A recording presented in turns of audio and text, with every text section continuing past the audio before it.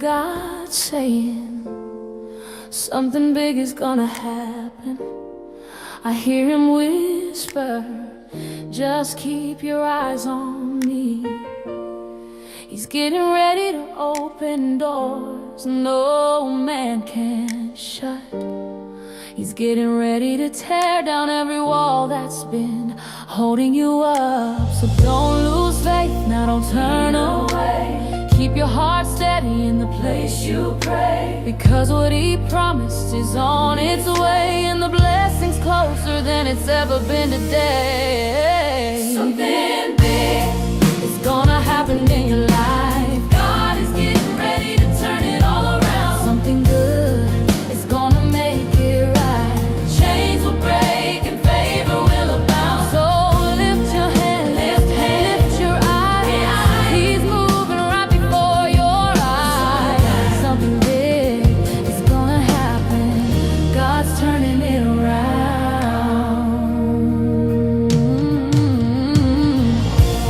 I can feel heaven shifting now. Every closed door starting to sound. The latch is moving, the lock is away. Breakthrough stepping into your today. All you've gotta do is focus on him. Keep your worship pure, keep your spirit still. Because when you trust, when you yield, that's when his power is revealed. Focus on Jesus, he's the way. Focus on his promise, it will not delay. He's healing, restoring, making you new. Every word he spoke, he's bringing it through. Something is gonna happen in your life. God is getting ready to turn it all around. Something good is gonna make it right. Visions will break and favor will abound. So stretch your hands, give him your all. Watch his glory start to fall. Something big is gonna happen. God's turning it around.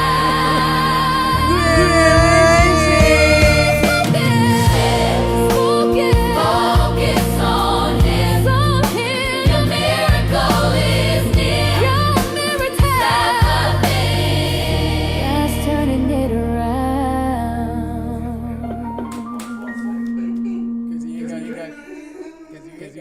Dude, that's what's up, y'all. One thing I found, my God will work it out. Well, we jazz it up a little bit. All right. Started off with a line right there. One thing I know is that my God will work it out. Well, ain't that something special? Well, rich rising to you all. May today be a prosperous day to you, phenomenal, wonderful, just an amazing day. Take the time today to get to know you, to get to yourself, to get to love on yourself. Today's your 14th day here. Where? I know you're doing big things. I know you're doing big things. So I'm grateful for every single one of you guys who come in, stop in, who allow yourselves to know the truth about who you are, and allow yourself to be able to elevate to a different space within yourself, into a different mindset, into a different area of who you are and what you came to be. And I'm so proud of you for giving yourself this opportunity. I'm proud of you for allowing yourself to know that. And we're going to affirm it. I am clean. I am sober in every which way and form. Reality of my life is unfolding so beautifully. I'm very proud of you. I am so proud of you. And look what you're doing before your birthday comes. You're doing big things before your birthday comes. You're cleaning up and shifting your mindset in your life. Don't get no better at that, honey. So it's beautiful that you said what you said, because this morning the message is stop being your own enemy. Stop being your own enemy. So we're gonna get into this energy because the thing that is keeping you back. The things that's keeping you stuck. The things that's keeping you in a state of lack. It's literally coming in from the fact that you are being your own worst enemy. And if you weren't your own worst enemy, you'd be your best friend. So let's get you to friendship. Devil is not a separate entity. Let's say this again, because it has to do here, it applies here with the second commandment of money that tells us that money hath ears, and if you say the wrong thing about money, money will flee from thee. Just like your health, 99 your relationships, everything. Not just money, everything. 99.9% of the people think money away from them. Yep. Think your relationships away from yourself. Most people are in what I call self-conflict. A hyphenated term. Sister Mary is going to write that on the screen so that we can get rid of all self-conflict. 420, this is all the issue. The absolute truth of the matter It's a self-conflict that you've been dealing with. that you are really your own outside. enemy. It's a self-conflict. You are even your own devil.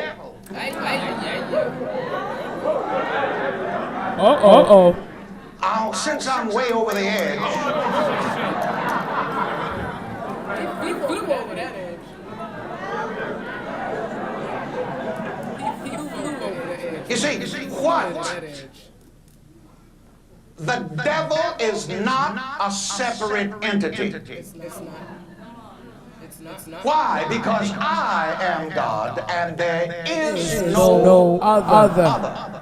Hey, The Anita. devil is the belief that there is an other. Yep. The devil is self-conflict. That's another way to define it. And when the devil is cast out, it means that your self-conflict has been cast out. And your devil is self-conflict, trying to get money, working your behind to get money, and yet kicking it away from you with your mind. And this is an illustration of the self-conflict that so many people have. They work physically and on the material level for things, and yet on the mental, psychic level, they work against themselves. That's the devil. Not an other either. Well, some more heresy from uptown. Talk that stuff. There is but one presence and one power, God, the good, divine, love, omnipotent. But listen to this, you see. I am is absolutely God, and there is no other I am. Because, hold on to your hats now. Strap down your wings. Are you ready? You see, I am the devil too.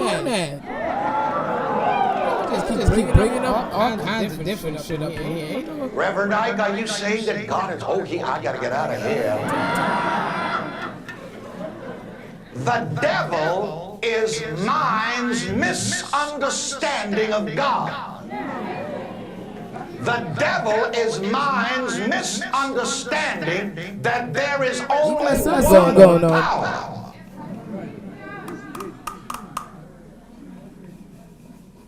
So the devil is not an entity, an other. I am God. How many others are there? None. What did the divine principle say? I am God, and beside me there is no other. And the one thing that kept getting the children of Israel into trouble all through the wilderness is the fact that they would go after other gods. And you'd be surprised how many gods that religious folks have. Christians.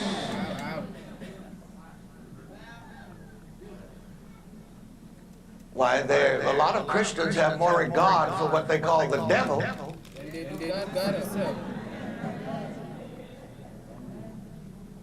Satan's on my track, and he's trying to turn me back. I gotta make this journey so I think Christians are the biggest devil worshippers out there. I'll watch it. Now I'm going to say something else and I'll get back to the money. Preachers, watch how you fight the devil. When you fight the devil, you ignite the devil. When you fight the devil, you give him power. That's interesting. And then it comes back at you and you think it's an other, but it's not an other. It's your power that you put out there with your belief. But you don't recognize it when it comes back at you. Again, mostly people don't realize when their thoughts become things. And they think that their thoughts are something else. But like the old spiritual said, it's me. It's me. It's me, oh Lord.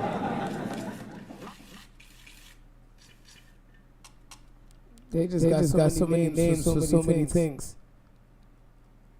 So many names for so many things. Because you guys came up with a whole new name that I haven't even known about in this monad. But that's just another name for the same damn thing. So it's just another name for the same thing. So now we have another name. Baby. That's the problem. Everybody has so many names and so many things. Nobody is paying attention to just I am. Nobody's paying attention to that. We're trying to figure out God in every other fucking way possible. But just by dealing with ourselves. It is incredible that we found so many ways to run away from ourselves. That we found so many ways to allow everything else to have precedent. Instead of just knowing yourself. We don't need to keep naming things. We don't need to keep labeling things. We need to start fucking doing the work. We need to start living it. We need to stop making excuses. The more that you guys know, the stupider that you get. Because you keep giving all that power to the things that you think you know instead of just giving that power back to yourselves. The main thing is to give your power back to yourself. Because the world, in that energy, when they talk about the world split into chaos, what does world never split into chaos? The world is not in chaos. Man is in chaos. The world itself is not in chaos. You don't see the trees fighting.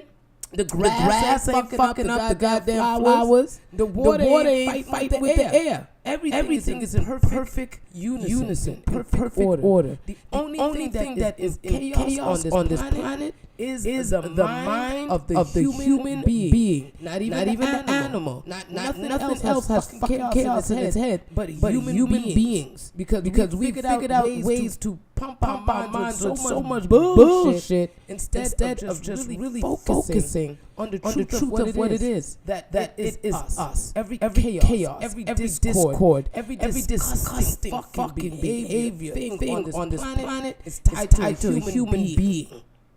And so we keep figuring out all these ways to blame the planet, to blame everything else.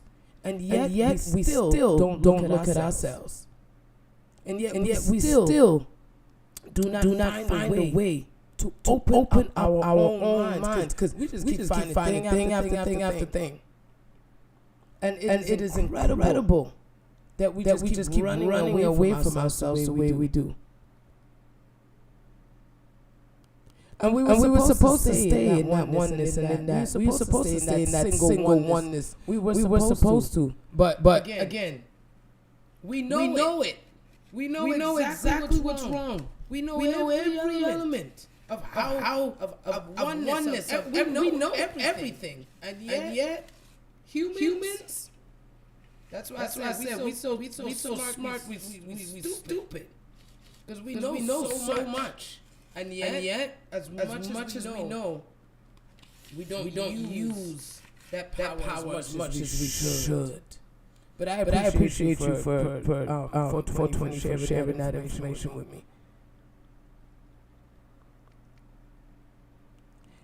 Yes, and yet, all this energy still comes back to I am. We're gonna find all kinds of fucking connections and that. Everyone's on a spiritual pilgrimage, realizing that they are the spirit. The only thing, I don't care what you call it, where it goes, who it came from, the Big Bang, the fucking all that shit. It still boils down to what I am. It always still boils back down to that. Because whatever you say you are, that you become. We can call this thing a thousand different names. We can try to look forward in the stars, the moon, and we could look for it everywhere. We could say the existence of, the this of, the that of. And yet, if we are not living it eternally, if we are not understanding all the knowledge that we have doesn't mean a damn thing. If you're not going to live it, that is the power. That is the key. It's to start to live this fucking thing.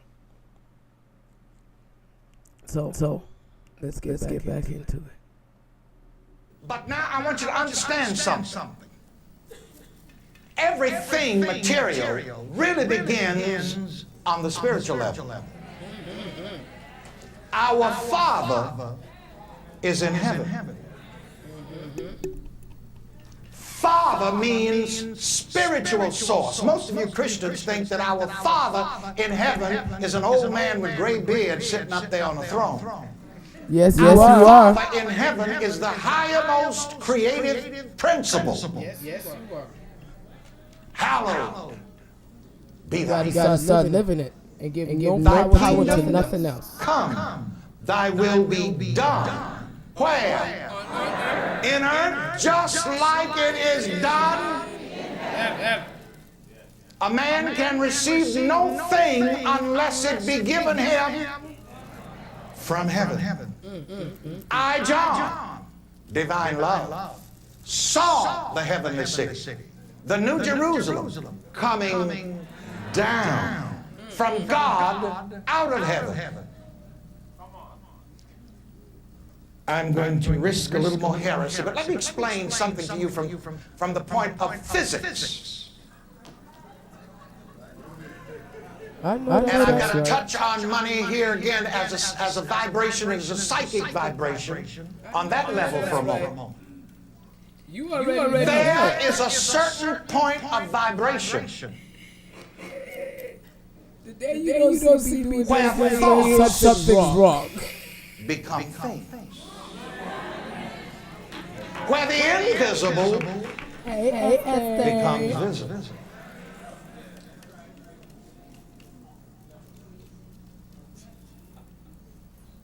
Yes, Lord. Nothing is really static. Everything is in motion. Even this lectern here that seems solid, it is not. I did. It began as an slept like a invisible baby. idea in heaven, at the very highest source with our Father. Yes.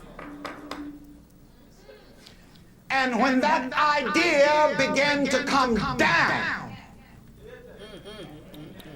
it got to the mental and the psychic level. You all had a good And night. some man sat down with pad and paper or with a computer and sketched it out. And that thought became a thing. I find it interesting, and here is the worst heresy that you've heard today, that a lot of Christians are dying. Saturday, girl. And I don't really remember where the Bible says that you get to heaven by dying. You don't. But I do know that Jesus taught us in the Lord's Prayer to call heaven down. Call heaven down. Let me hear you say, come here, heaven. Right here in my kitchen. Right here in my pocketbook. Stand up, let's finish this heresy. Well, it's the same thing. Thy King, our Father which art in heaven, hallowed be thy name. Thy kingdom what? Come. That will be what? Done. I put an exclamation point. I punctuated differently from the way King James did. It's going to That's get another done. thing. I'm not bound by King James's punctuation. I pray thy kingdom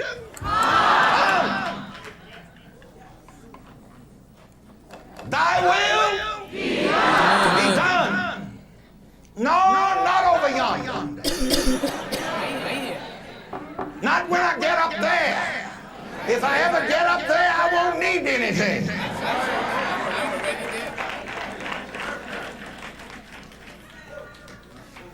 Look at you, 420, right on point. I will be done where? On earth. Right here. Always on point, boo. Right here in Philadelphia. That just shows you how much God is listening to you, Chad. Y'all might think God ain't listening to you, but He's listening every second, every moment. You are being heard. This is one of the reasons why one of the big things that keep money and goodness away from people is such a bugaboo. Do you know people feel that they are not worthy? People have a great feeling of undeserved. Guys feel like don't And where does it begin? With the not anymore. religious idea of original sin. There's a chapter in this book titled, "You Deserve God's Goodness." Always. And I'm going to tell you, until you get all of those ideas out of your head about you don't deserve and you're not worthy, then you're going to be kicking money and all of the various forms of good that you would really like to have away from you. In this book, in that chapter, "You Deserve God's Goodness," I tell you the one reason why you do deserve all of God's goodness. There's only one reason. And first of all, let me relieve you. It's not because you are either good or bad. Nope. Because bad people get love still too. Matter of fact, the bad folks, sometimes I think they get it before the good folks. Why? Because the bad folks don't have the hang-ups that you good folks have. They sure don't. They don't got that moral breakdown that you got. See, the bad folks don't give a hang about all that theology. They don't care whether you believe in post-trib or pre-trib or mid-trib or no-trib. They don't give a rat's ass what you care about. Matter of fact, I gave up all tribulation myself. I've already been through mine, going through some of it right now. That shit right there. I ain't looking for no more tribulations.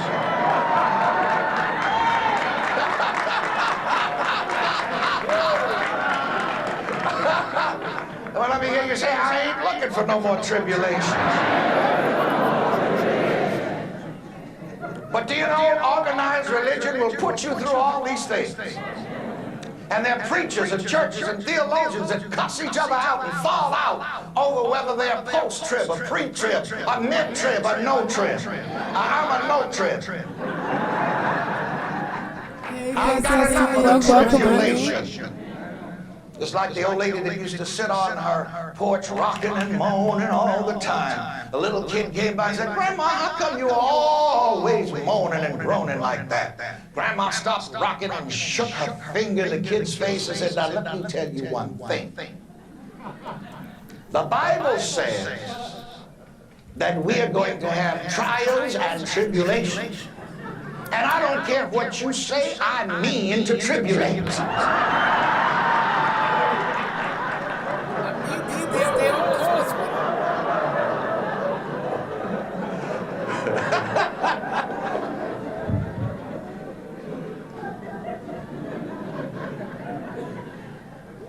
You know, you can get whatever you want out of the Bible and some stuff you don't want.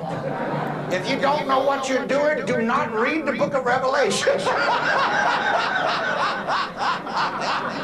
You will never sleep again.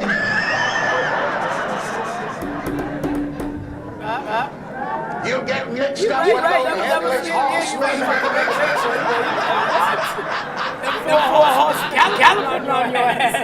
And drown in the sea of blood.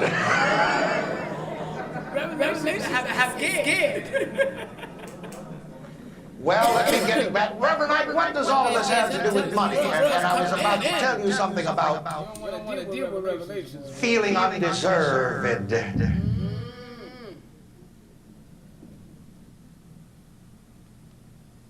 Here's another way of stating principle. In life, you get what you sincerely think, believe, and feel you deserve. If you feel like you deserve that new church, that property, you get it. It's way down in your gut. You are convinced, it is your conviction that God wants you to have it. Nothing can keep it from you.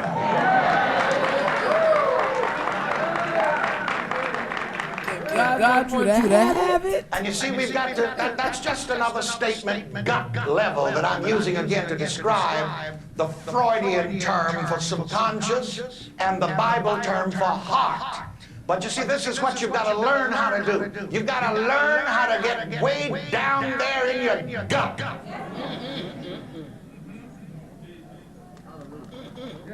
Some of you need a gut job. Some of y'all need a purge. Ask yourself, what do I think? What do I believe? What do I feel about myself? Way down in my gut. What do you feel about yourself way down in your gut? Know that most of the stuff that you're dealing with right now, it's literally because you have been saying it to yourself. You have been programming yourself. You've been adding this feeling to yourself. You've been doing this. Nothing is doing this to you. You are doing it to yourself. And I know that's a rough one to deal with. But you are ensnared by the words of your mouth. Here's the N word. It's the never word to say about money. Don't do it. Because if you say it, it will give you trouble with money. Never say, spend money. Okay. Purge your thoughts and your speech About that shit, right? from the word spend concerning money. Yep. My Irish account. My dear wife knew this long ago. All the people around me, they know never to say about money, spend. There are some other words that you substitute. The bishop used one. Circulate. Oh. You may also use money. Yep. But from this moment on, Gotta keep reminding you guys of this. spend. Why? Stop thinking What you that. spend, what does that mean? It's gone. What you circulate does what? Comes back to the point of origin. And that Okay, includes stand up. I gotta close friend, and I gotta give you this. send. There's a lot of words with the word "and" on it that we don't pay So that attention you're not. Don't ever spend any more money. What are you going to do with it? Circulate. And circulate means what? It returns to the point of origin. Oh, Reverend Ike, is that nitpicking? No, it's not. If you read the Bible, it tells us about the principle of the power of our word. Thou art ensnared by the word of your crooked mouth. Yep. You know, like I finally found out what happened to Job. All the preachers were wrong. By Job, all guys, the give me top. why do the righteous suffer? Give me some And I talk about that in this book here too, about why do the righteous suffer. I'll tell you why the righteous suffer. Because the righteous, the religious people, don't know that it is possible to be even ethically right, but mentally crooked. Yep.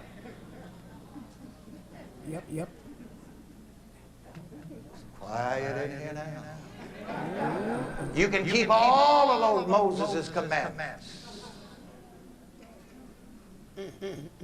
and yet be ensnared by the words of your mouth.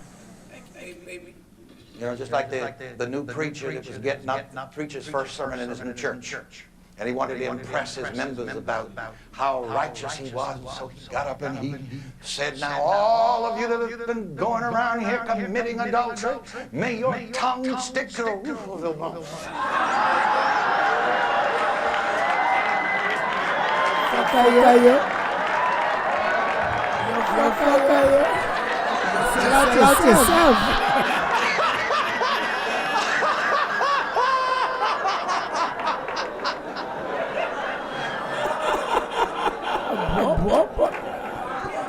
Place your hands in a receptive position and let's get rid of the spin word. Don't do it.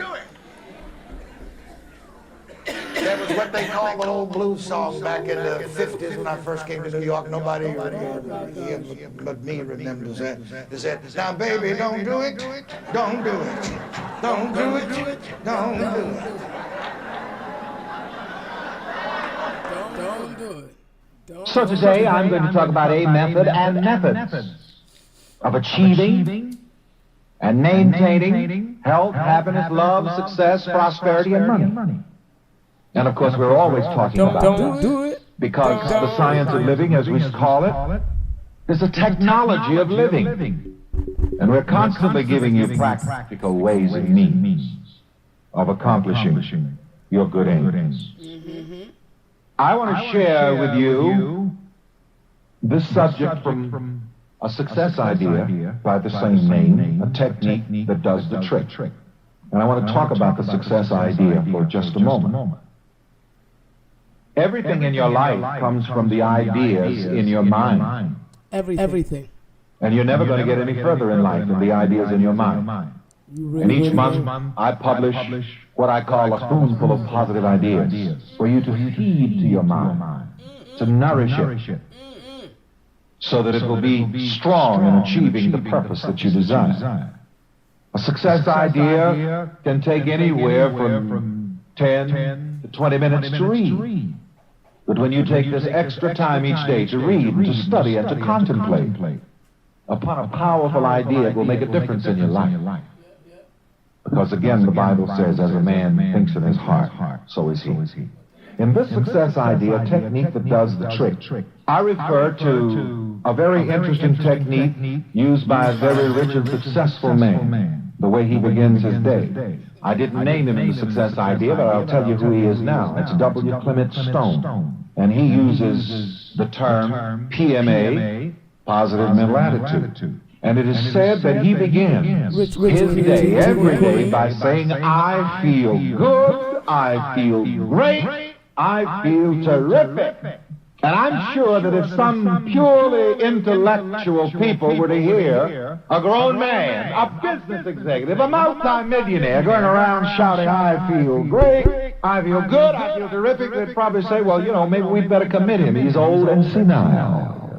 But more than that, for years, Mr. Stone, in his organizational meetings and salesman meetings, he would teach his sales staff and his organizational people to sing that old Sunday school song, I feel the joy, joy, joy down in my heart. And all of this which I'm explaining is the technique by which one pumps up his feelings. And may I say to you that you should make it a practice every day, and especially in the mornings, to pump up your feelings. Whatever you can do to lift up your feeling nature will lift up your entire experience of life. I want to repeat it again. Whatever you can do to lift up your feeling nature will lift up your entire experience of life. If listening to a particular piece of music makes you feel better, that too is a spiritual mental technique. Esther, So many times, you know, people divide between the so-called spiritual and the secular without really understanding the mind science behind things. And may I say to you, whatever is good and right, and it does not hurt you, and it does not harm anyone else, but it helps you to lift up your feeling nature. That is a good spiritual technique. Do it. Wherever people get together and rejoice, that's good. That's a good spiritual mental technique for lifting up your feelings. And of course, this is really the meaning in the Bible where Moses lifted up the serpent in the wilderness. You see, the serpent crawls on its belly, and the belly represents the feeling nature. And you should not go through life crawling on your belly. In other words, with your feelings low. Feeling low. And you remember, for the healing of the people, Moses was instructed to make a brazen serpent and hold it up. And everyone who would look up would be healed and would live. Again, as I said, it really means that we're not to go through life crawling in our feeling nature, but we are rather to lift up our feeling nature, to lift up our hearts, to lift up our minds, to lift up our emotions. And we are to do those things which do not harm us and which do not harm anybody else, which help to lift up our feeling nature. You've got to learn how to be high on happiness. Very wonderful television minister in this area preached a sermon, I believe, once on television. That was the title of it, How to Be High on Happiness Every Day. So every day you should ride a mighty high. You should lift up the serpent, lift up your feelings. Again, that beautiful psalm bespeaks this when it says, I will lift up mine eyes unto the hills from whence cometh my help. And whatever makes you feel low, like a serpent crawling on its belly, you should leave it alone and lift up your feelings.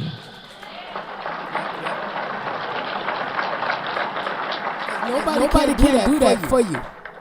Nobody can do that for you. Into your past and think upon those bad experiences in the past that make you feel low. Stop thinking about that dirty deal that SOB did you last year. Let It makes you feel low. Go. Be careful how you read that newspaper. For God's sake, don't listen to that news before you go to sleep. That 11 o'clock news will give you a lethal dose of bad vibration. As Moses lifted up the serpent in the wilderness, even so must the Son of Man be lifted up, that whosoever believeth in him should live. Again, to define the technique that I'm talking about, it's a technique of lifting up your feelings. You know, I told you that life meets you like you meet life. You see, and you should meet life with a feeling of joy, a feeling of happiness, a feeling of the expectation of good. You know, some of you are like Brother Job. Sometimes in preaching on Job, the fundamentalist minister would use the subject, why do the righteous suffer? Yes, this is a Reverend Ike sermon. In other words, they're trying to know why good people suffer. And as I've told you, and it bears repeating here, you can be morally straight, but mentally crooked. And you'll suffer. Holy shit. You can be morally and ethically straight and correct. But if you do not know how to positively relate to your emotions, I'm here. the processes of your mind, you will suffer. So you definitely what will happened have to Job. face I to wondered come. what happened to him, Job. And become on a different level fucking with us. And then I listened Will do things. As I told you, when people talk to me now about whatever their problem is, this is why I don't have long sessions talking to people about their problems anymore. In the first place, within the first few seconds, I can tell why Exactly they're what the having problem those is. problems. And one of the reasons they're having those problems is because they think about them and talk about them. And when you think about your problem all the time and talk about it all the time, this feeds it. It gets bigger and eats you up. You multiply. I listened to Job. Pause on your mouth. And I heard him say, the thing I greatly feared has come upon me. So that's what got Job, the thing. So he didn't even know what the hell it was. He didn't know what it was. The thing Just like some of you, you don't know why the hell they feel so bad. was upon him. He didn't even know what he feared anymore. But you're going around crawling on your belly, feelings dragging in the dirt. Go to the psychiatrist for 10 years and pay him $15,000 and he still doesn't know. And these psychiatrists, they have to find some techniques also, you know, to throw off that stuff you put on them. Oh, yes. Oh, yes. I can tell you a Because little about psychiatrists this. It's been my need pleasure psychiatrists. with the psychiatrists at Harvard Medical School, Department of Psychiatry in Boston. One of my friends, a psychiatrist, told me that at their last convention, the psychiatrists drank more liquor than any convention in the history of that hotel. I won't tell you what city and what hotel. Now that technique is not a technique that works. That's not the one that I'm talking about. That's not the technique that I'm recommending to you today. You should not have to depend upon alcohol and drugs to get your mighty high. Because when you do depend upon these things to get your mighty high, you haven't found the real thing yet. You have not. Because when you really find the real thing, the presence, the power of God within you, that is the highest high. That's the best high. Let me tell you. I know I've been That's the one that's going to have you floating on clouds and have you feeling good about yourself. You know, one thing that we do have to recognize, and you guys better get it together. And it's something in the work of doing. How much we think and speak daily. The amount of thoughts that go through your mind on a daily basis is incredible. It's millions of thoughts passing through your mind on a daily basis. For some of y'all, it's literally millions of thoughts. For some of you guys, thousands of thoughts. And for some of you have your thought process so in control that you tell your mind what to think. Here's the thing. The power of the mind is what it is. Whatever you are repeating over and over in your head, you are manifesting in your life. Because what you're thinking, you're going to end up doing what? Speaking. You're going to be and half the time, even if you don't say a word. Your energy, your actions, the way you move, the tightness, the generosity, everything about you flows off of what's going on in here. And that energy right there is what people are picking up. So if you think that when you sit down and you're thinking in your head and it's just you, When that reality hit me, it was Creflo Dollar. And they call him a charlatan too, because his last name was Dollar. But I mean, God wanted him to be rich, so he made sure that every time he said his name, he'd be like Dollar, yeah, Dollar me, Dollar you. And you said, I always thought that words are what have the power to thoughts. Oh, no, honey, your thoughts is the start of those words. When you think, your arm moves. You understand? The biggest muscle that you have on your body cam is your brain. It is the biggest muscle that you have. You must train it. You must work it. You must guide it. You must. Because if you do not, it will run away from you. If you do not take control of this muscle, it'll just start to get loose. And when it starts to get loose, it will not work for you the same. Because you are not taking the control over your being. It is very important that you take control over the thoughts that are coming out of your mind. Because, honey, if you start thinking, you know what, Tasha's such an asshole, I can't stand her. She make me fucking sick. You just saying that in your head to yourself. I want you to know I'm picking up on that conversation. Last night I was standing in my bathroom and I was thinking about somebody. And I was having a whole conversation with them. And after I finished having a conversation with them in my head, I got a text from them with the exact context that we were having that conversation. I want you to know when anybody pops up in your mind, when you bring somebody up in your mind, that person is there. So if you're talking shit about your boss knows. If you're talking shit about your coworkers, they know it too. If you're talking shit about your friends, your family, their energy is picking that up. And they are privy to what you are saying. And they having that conversation back with you. You see when you're going back and forth, you're like, fuck that. And that person answering you and talking, yeah, that's really happening. On a soul level, you are really having that conversation. So when you now come into contact with this person again, sometimes you got an attitude. Because you was calling me all kinds of names. You think I wasn't there? I was there when you called me an asshole. I was there when you told me I wasn't shit. I was there. You said it in your mind. You said it in your mind, and it's going to come and hit you in your behind.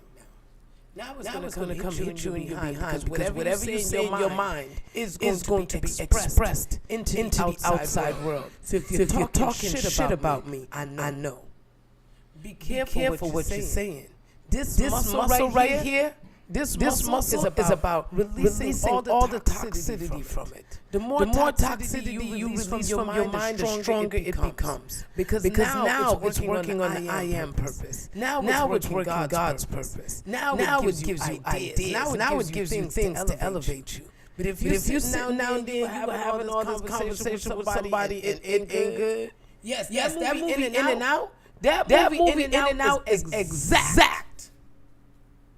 That movie in and out was so on point about how your emotions interact with you and how even your mind interacts with other minds. If you notice within the movie, they'll be talking to each other. They'll be like, oh my God, okay. And they all look what? They all have a different definition of the same thing. So when you... Yes, right. Inside out. Inside out 1 and 2. Because when you start adding anxiety and depression up into the mix. Oh, it's a whole different. Okay. Those are energies that it's time for you to release. And that movie is a great definition of how we interact with ourselves. Great definition. And how we interact with ourselves, y'all, is how we interact with others. So you have to make sure that if you're going to be putting that energy out there about anybody, make sure that it's right.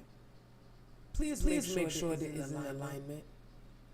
Please make sure that it is in the place that you want to be in. Because otherwise, I know what you do. I know what you're saying. I know what you're feeling. This is why a lot of you guys' relationships, your friendships, your money, your family energy. This is why it's in the discord that it's in right now. Because you're talking shit about me and here, and you think that I don't know. You think that I'm not privy to the energy, but I am. You think the angels don't hear everything, but they do. You think God ain't there, but He is. Every time you look at anything, I'm there. I hear everything you hear. I see everything you see. I feel everything you feel. You just gotta make sure that you start working your muscle right. And then things will start to align itself in a much better way. But right now, the way a lot of you guys are thinking is literally what is leading you to the negativity that you're dealing with. You said, do you have to have a level of delusion to think positive? No, because it's not delusion. I want you to know when you are focusing the energy on what it is that you want, baby, that's not a delusion. The delusion is that you are not a creator. The delusion is that everything that you want, you think you're not getting, but you are. But most people can focus on what they don't want. So because they focus on what they don't want, their lives stay in a state of chaos, drama, and trauma. But if you start to focus on that positivity, it does not become a delusion because that's the direction that you want to go in. That's like you saying, I want to make some pasta, right? And I give you rice. I give you fucking taco sauce. I give you that's a delusion. I'm telling you, make pasta out of rice and how am I going to be able to do that? Now I'm giving you the delusion because I'm giving you the wrong ingredients for the pot. You understand? But when you start putting the right ingredients in the pot, you put that spaghetti, that fairly, you're going to put that rigatoni, you're going to put that thing in there. You know you're going to put that thing in there. Then you're going to put the pasta sauce. You want to make sure that the tomatoes is very good. You want to make sure that the tomatoes is very red, very sweet. Then you want to put it in the food. That's how you make the pasta sauce, huh? Mucho bale. If you're not putting in the right ingredients, you're not going to make the right stuff. So when you are thinking positively, those are your ingredients. That's your pasta. That's your sauce. That's your basil. That's your antipasto. That's where you're putting in the good things into your food, huh? That's the positivity, baby. When you start to put that positivity in there, that's when your life starts to unfold. The delusion and the lie and the illusion that we have is that you have power. Your words don't mean nothing. That you have to deal with the world's mind when they tell you you're in a recession, what kind of cold to get, what kind of sickness to have today. That's the fucking delusion. That's the thing that's keeping you behind. The biggest delusion that we have, baby. The biggest delusion that you are falling under right now, baby, is the past. Right now, the biggest delusion that you are falling under is the past. Because you just bringing it into now and bringing it into now. Oh, what happened 5 years ago, 10 years ago, 15 years ago, 20 years ago, 50 years ago. You still bringing it now. I don't fuck with him because 10 years ago he did this shit to me. Oh God. So you've been walking with this shit for 10 years and it happened 10 years ago? So you just walking with the shit. You limiting yourself by something that someone else did? Nah, that ain't it. And so the biggest delusion that we have, baby, is the past. The fact that we keep bringing it up, and bringing it up, and thinking that it has no precedent in what it is that we are manifesting right now. And I want you to know when you use the word manifest, it's man, M-A-N, I, fest. What is a fest? A fest is a party, a celebration. So man, I celebrate. So when you are manifesting and you are being positive, it's because you are putting. Because if you notice all these words have I right in the middle of it. Even positive has I right in the middle of it. So when you start to think and you start to put yourself in that position, it's all the I's. It's all the me's that you have to start working on. And then when you start working on those things, baby, you'll start taking everything off of everybody else.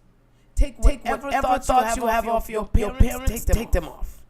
If you have any negative thoughts towards friends, family, co-workers, your boss, your job, whatever it is, take it off. That's why anything that's happening in your life that you don't like, that's why it's happening.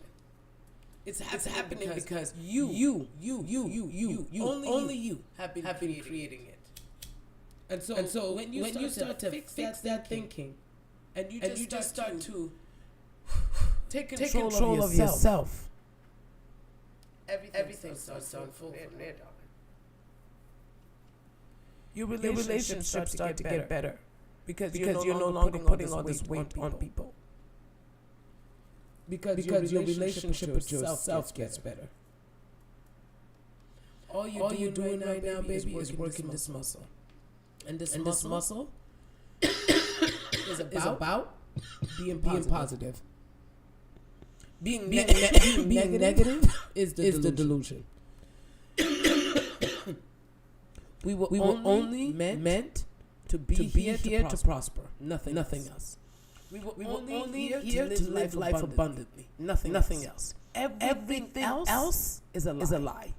Everything else, you've been hoodwinked. They put a veil over your face. They put a mask on. They got you living in the pandemic, honey. Because when you start to release all that stuff, the kind of power that you're going to start to feel inside yourself is going to shock you. It's literally going to start to shock you. Whatever it is, I don't care what it is, y'all take it off. Take it off right now. Take that energy off of your life, off of your peoples. Take it off of your job. Take it off of everything. I want you saying this to yourself right now. My life is unfolding beautifully. Every person, place, or thing that I need is showing up right now. That's it. You don't need to figure out how, where, who, why. That's not your job. Those are the obstacles that are standing in your way right now. That's why the past is still fucking with you. Job, if we go into biblical, Job only went through what he went through because what he feared came upon him. He feared losing his family. He feared losing his riches. He feared losing. And what he feared came upon him. And when he released the fear, instead of cursing God, instead of cursing life, instead of blaming, he took responsibility in realizing that what I was fearing, I was giving my power to. And now that I've taken this power and put it back into my faith, God multiplied everything. Multiplied his children. Gave him back his wife. Multiplied his finances. Opened up his land. So when you take the fear off, the doubt off, the second guessing off, the stuff, the negativity, when you take the labels, all the stuff off, the past, and you work with the now, and bring in that yes. Everything starts to unfold from there. And then your life starts to become better. You don't have to stay in any condition. I don't care if you're getting knocked up and down your head every day. I don't care if you're on the street. I don't care if you're in the finest roads or the worst roads. I don't care where you at right now in your life. The only reason why you're there right now is because of the way you think. What you give power to. Take it and utilize it in the way you actually want. And watch how your life can only go up when you finally stand up.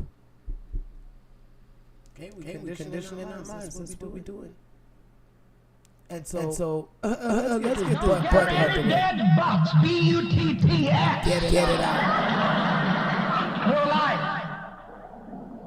Say with me, it's not my responsibility to carry any dead weight through life. Come on. It is not my responsibility to carry any dead weight through life. You see, self-responsibility is really the only responsibility that you have. And when you try to be responsible for somebody else, you hurt yourself and you don't really help the person. Nope. You only truly help other people when you can make them aware of their own self-responsibility and help them to live up to their own self-responsibility. That's it.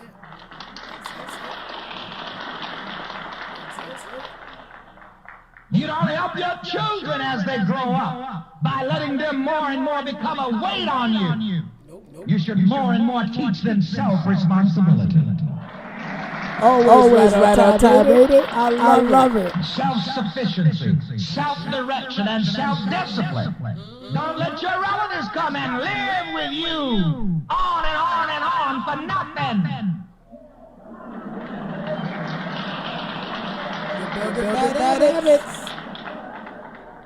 You have relatives somewhere else who want to come and live with you, that's fine. But when they get there, you have the employment columns all laid out. Don't be anybody's gravy train. I know this isn't the kind of talk that you church folks are used to. I know you're taught to be meek and humble and mousy. Fuck it. When I was in Alabama, I call this humble shit. Stop that very lovely group of people, and their title was, their motto was rather, people helping people to help themselves. And that's really the idea of helping people. Help people to help themselves. But don't help anybody to be a damn bum. Please, don't enable them with the bullshit. Don't help anybody to be lazy. Don't help anybody to be shiftless. Don't help anybody to be a burden to society. And there's a difference between being good and being goody-goody. All right, hold on, y'all. Y'all know the drill. Got a call coming in. Give me a second.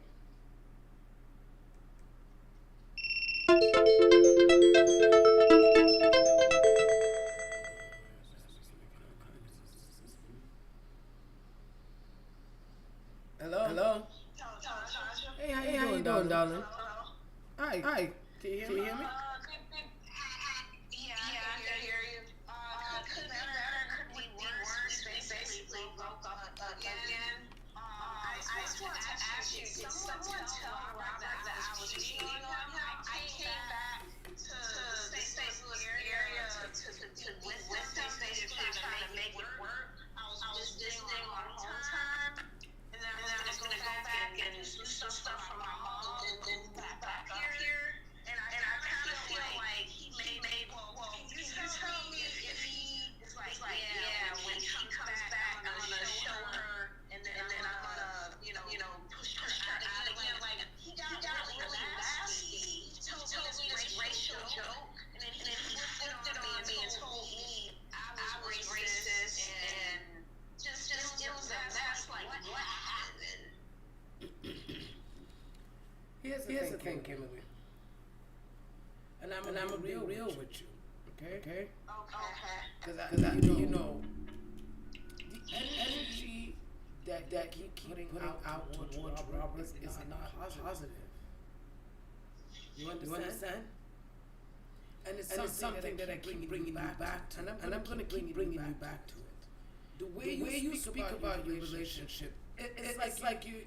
It's kind of like you're always looking for who's screwing you over. What's screwing you over? Did someone do this to me? Did someone do that to me? I want you to know nobody's doing it. What's happening is that you are putting your energy into places that you don't want. So you keep bracing yourself for the do-nots. The more that you focus on the things that you do not want, it is creating this negative energy in your life. You want things between you and Robert to be positive. You have to stay positive. You cannot keep looking at him in all of these dark ways and not expect to manifest in one way or another. You understand? Yeah. When I say to you that you have to change your viewpoint towards your relationship, it's the only way that you're going to make this thing work. Let me ask you a question. What do you love about Robert? Just tell me one thing that you love. Like you love about this man. No, not can. Tell me what you love about him. Not what he can be. Not what do you love about him. I can't even think of anything at the moment. Now, you see that right there? That is why you and Robert keep going through the spiral. Because now if I ask all the things that you don't like about Robert, you can list them off like right? That, all these things. And so this is why Robert keep going back and forth. Focus on the things that you like about Robert. Not that he can be kind, but that he is kind. You see the difference? Because when you put he can be, that means you're taking away. That means you're saying, well, there's that part of him that is not good. And so you keep giving that energy the power. And this is what keeps breaking you up. This is what keeps bringing discord into your life. I need you, everybody, from your family members to your man, to your co-workers, to your life. I need you to start focusing on positive energy. And if you have nothing good to say, then I just want you to say, God bless him. And not even bless them. Take care of them. Heal them. Allow them to find the peace inside of themselves. And allow me to do the same. Because until you start to see positive, until you start to speak positive, you're not going to get those results in your life. You're going to continue to stay on a hamster wheel that does not work for you. And I want you off that hamster wheel. You want you off that hamster wheel. God wants you off that hamster wheel. From now on, only the good. I want you just everything is working out. That affirmation right there. Everything is working out. Thank you, God. Everything is working out. Don't say nothing else for the rest of the day except for that.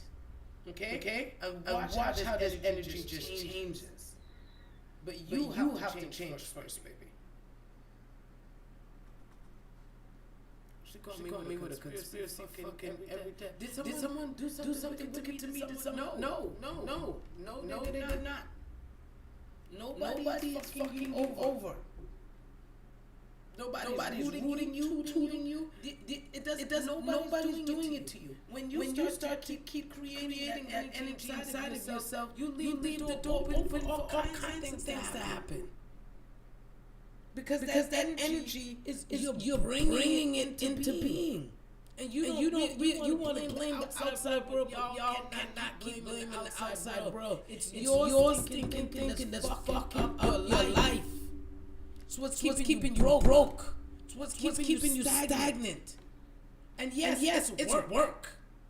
It's work, especially when you've been doing it for so long.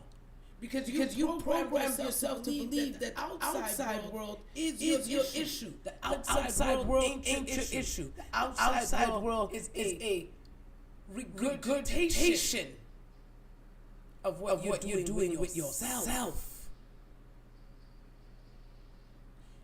The world is not doing you nothing. But what you are doing to the world by seeing it, speaking it, and just pumping that fucking shit into it, and expecting something better from it. That kicking y'all ass is kicking y'all ass with a steel toe boot, and it does not feel good. And I want you guys to put the boots down. Put the boots down. Because you're the one doing it. It's your foot. Take them off. And refocus. And take whatever it is that you have on those people and start to work on letting it go.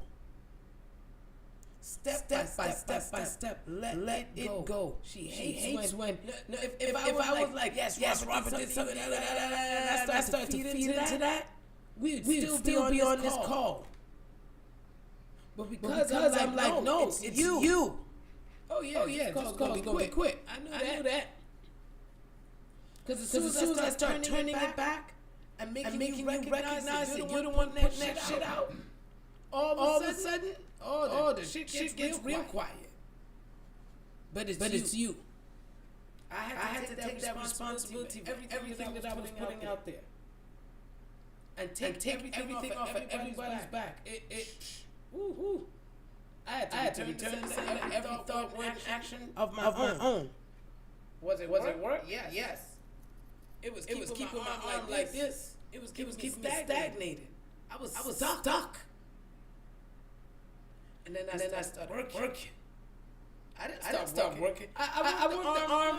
Okay, you guys say do this. Okay. I wasn't consistent with that. I can tell y'all straight up. I did it one day. I forgot. I didn't do it for a week.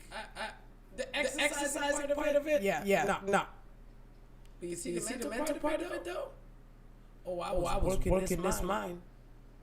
Everything heavy that kept on coming up. I was like, I release you. I let you go.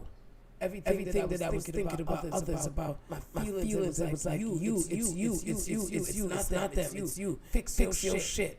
Fix your shit. Fix it. And the more I fixed it, the body literally starts to heal itself, repair itself, and starts to suck back all that energy that you put into it when you start to actually work it. When you start to work this muscle, it takes care of all the rest of them. One of the problems in this country with the social situation today is that we've had too much goody-goody.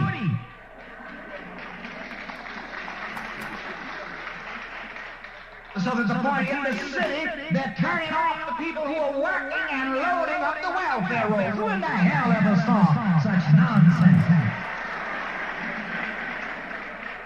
Out of politics again quickly now. There's another but that people use sometimes, but I don't have enough education.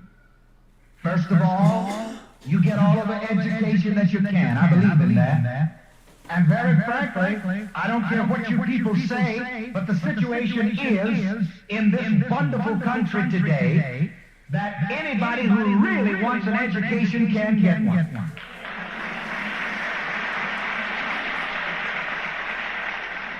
That's why I stopped giving out as much financial aid. Why the hell should I spend money to send somebody, to pay somebody to go to a fancy high school when they've got the school right around the corner and won't go to it? You really want to go, you can go. All kinds of grants and scholarships available. Don't come to me crying anymore about the teacher doesn't like you, the principal doesn't like you. What formal education I got, I worked for it. I worked for it. And damn it, you're going to work for yours.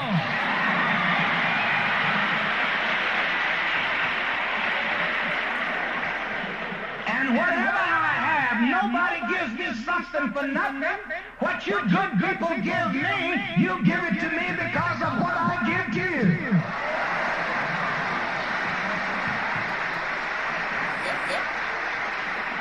And if I didn't give you something, you wouldn't give me anything. And you should. Like the reporters in Chicago at the press conference was a fantastic press conference. It was the closest thing to a riot I ever saw yet. Couple of the black rabble-rousers wanted to know, Reverend, what are you giving? What are you giving? I said, I'm giving positive self-awareness and positive self-motivation. That's what I'm giving. What are you giving? That's what I'm giving. I said, well, that ain't it. That's what he said when I said positive self-motivation, positive self-psychology. That ain't it. That's what they said. Wow. Don't let it upset you. Didn't upset me. It's the obvious rising. And they just carried on there for a while. Finally, one lady said, look, I've been here a long time. I'm tired because I flew in here and we traveled, however, they got there from Birmingham, Alabama. Said, by Reverend Ike's help, I opened a nursing home. And so another one of those black rabble-rousers, that's why I don't pay them no damn attention, said, well, how much money did Reverend Ike give you to help you open your nursing home? She said, and it was the most beautiful thing I ever heard, she said, he gave me the inner strength.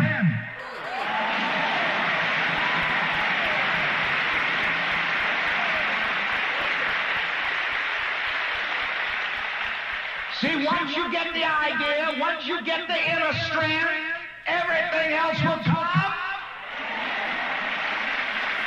Once you get the positive self-motivation, everything else will come. Once you know who you are in God and who God is in you, then all of these things shall be added unto you. But you see, this is such a blindness. It's the blindness of the scribes and Pharisees that Jesus talked about. Positive self-awareness is the one gift that keeps on giving. Positive self-awareness is the one thing that is everything. And until a person becomes positively aware of himself, you can't really give him anything. Put him in better housing, you tear it down.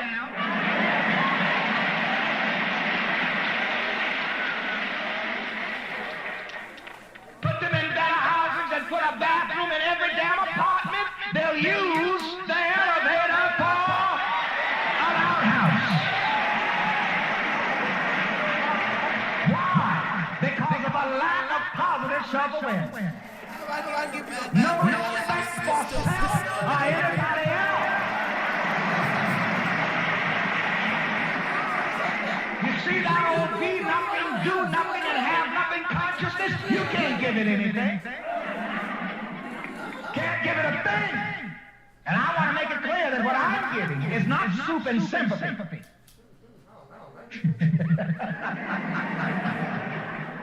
I don't care how black you are, I don't have any soup and sympathy for you.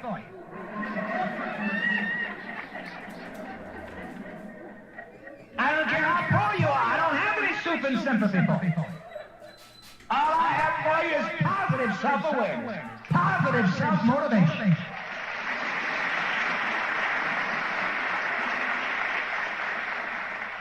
Give a man a fish, you feed him for a day. Teach a man how to fish and you feed him forever. I'll teach you how to fish. So you won't have to be watering me for fish. Teach your ass how to fish. You won't have to be fish, baby.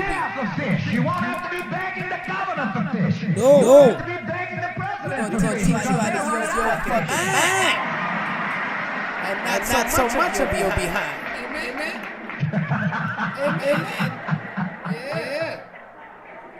So I want to make it clear that Get us right here. ideal. And let me tell you, the so-called poor people and the so-called minorities have got to come to this point where they understand the value of positive self-awareness and positive self-motivation, and you're lost until you do. If you don't do it, you're lost in the sauce.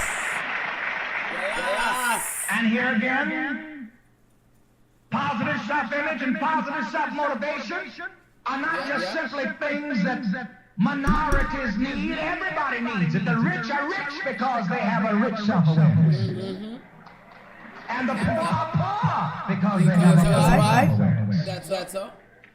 Because they're aware of being poor. No other reason is the same thing that makes the poor get poor. Yep. I know I've been changed. The awareness of a thing makes a thing. When you are aware of rich, you start to become that energy of rich. And it doesn't just flow in the financial, it flows in mindset, it flows in the community around you. Like that prosperity that they speak of, it doesn't just flow in just dollar bills. It flows in so many different areas in your life. Your hair starts to grow nice. Like, fuck. I remember when I could do like this and pull out chunks of my hair. I remember when I had to cut my hair because of just stress, just going through so much. Like, and I used to sit on my hair. I used to sit on it. And imagine the energy of having to cut it off when you spent years sitting on it. I felt naked. I felt lost. And then I started to appreciate myself because now I like it more bald than I like it with hair. That's some shit. And so when I tell you, I just appreciate it. Thank you here for always growing thick and beautiful and strong. for always showing me your majesty, my crown, my strength. I'm so grateful for you. And then I go and shave it off. I'm in gratitude for it because when it do blow back, when I need my winter cap, I need to make sure my winter cap is thick. You know what I'm saying? This is my winter cap. You know what I mean? And this is where you guys have to start to put in the right things about everything. Your abundance, your prosperity, that thing that's coming to you is not just coming to you in just dollar bills. It's coming to you in the respect that you receive. It's coming to you when you're heard, when you never thought you were. When you're seen when you never thought you were seen. When you get that love that you didn't expect to get. When people start to cherish you instead of diminish you. This is when you will start to see the richness of your life. It comes in so many beautiful, wonderful ways. And if you could just allow yourself that space to open up your mind to the fact that you deserve it. You were born for it. You were royal born. Every single one of us were royal born. Every single one of us got the same thing when we got here. All we got was a breath. And what you do with your breath, what you do with your thoughts, what you do with your words, that's the power. You didn't just come here to shuck and jive. You came here to be abundant and prosperous. And that's in every area. You didn't come here to live your life on pills. You didn't come here to be depressed. You didn't come here for anxiety. You didn't come here for that shit. But I want you to understand that if you start to put the words together properly, you'll see that depression is just the pressure. It's just depression. And it's because it doesn't say THE. You guys, it's like you get lost. But for Trinity, where you put pressure on yourself, boy. That's what you do. You just put pressure. That's what depression is. Depression is depression. Stop putting pressure on yourself. Stop telling yourself you're not good enough, you're not smart enough, you're not whatever the fuck you're telling yourself. Stop telling yourself you're not perfect. Every time you say you're imperfect, I want you to know you're still saying I'm perfect anyway. Spell it. You're still saying I'm perfect. You think you're missing out a little apostrophe in the space. But you're still in a state of perfection because when you think you're not good enough, you're going to produce that. When you think you are good enough, you're going to produce that. If you devalue yourself in a way where you look at yourself and you're okay with less than, you're never going to be able to get more than. Whatever you believe that you are is what you are going to express in your life. That's in your relationships, everything. And you better take control of it because it's nobody's fault. It's nobody's responsibility. It's all you. All of it. So take an opportunity today and take the shit off of other people.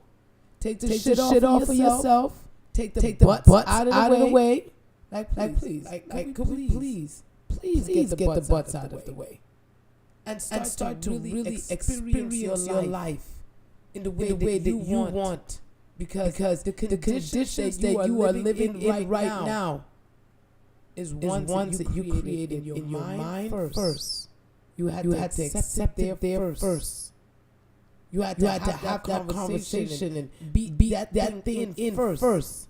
Then you started speaking, sharing it, telling other people, forcing your children into that generational curse. And then you started to experience it in your life. And then you get more and more angry, more bitter, more sad, more stuck.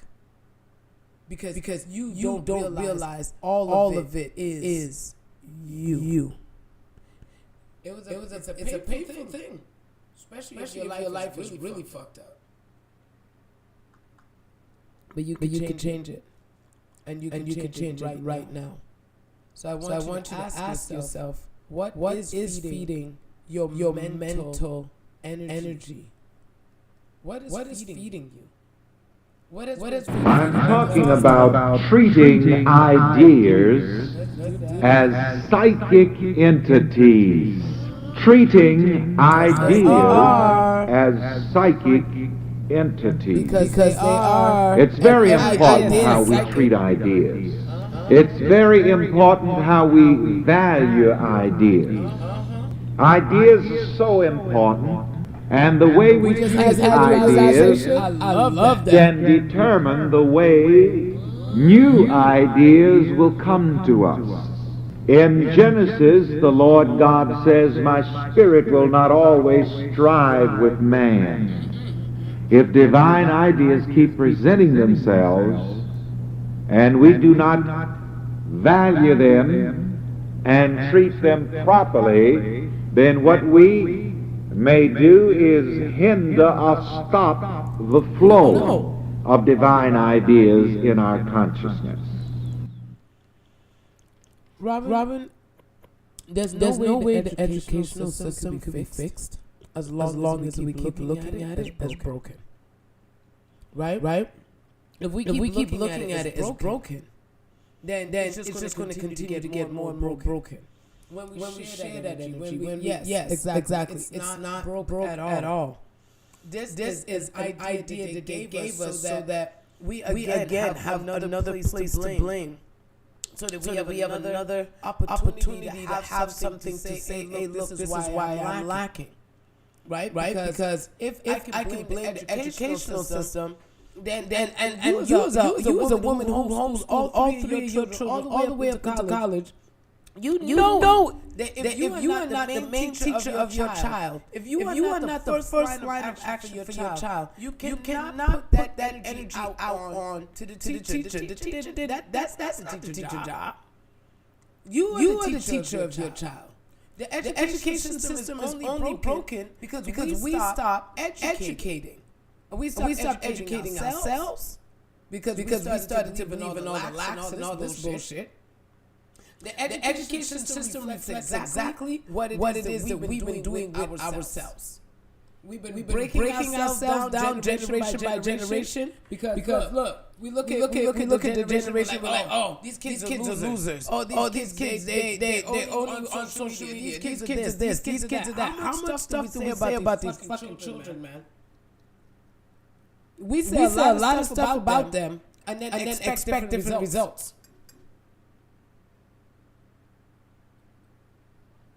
The education system isn't broken.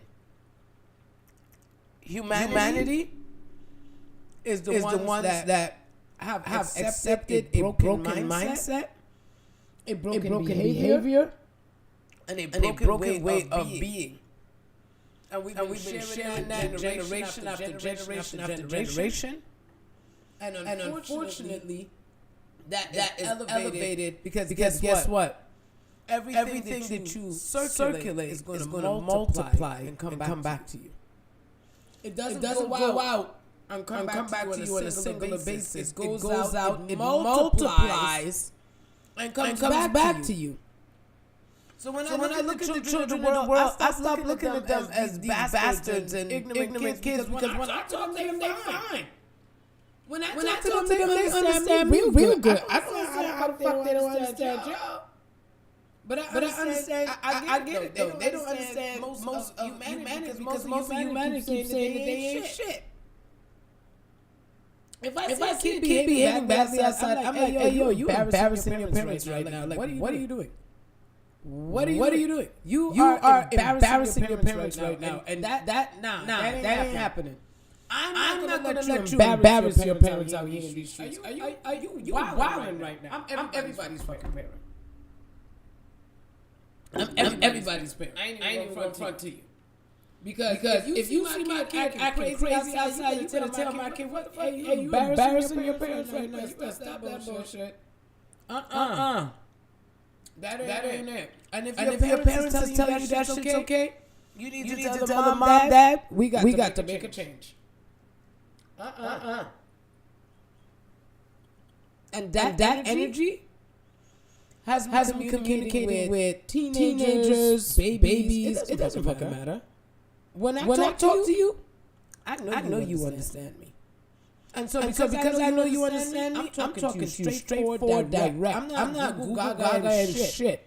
I Google Gaga when it's time.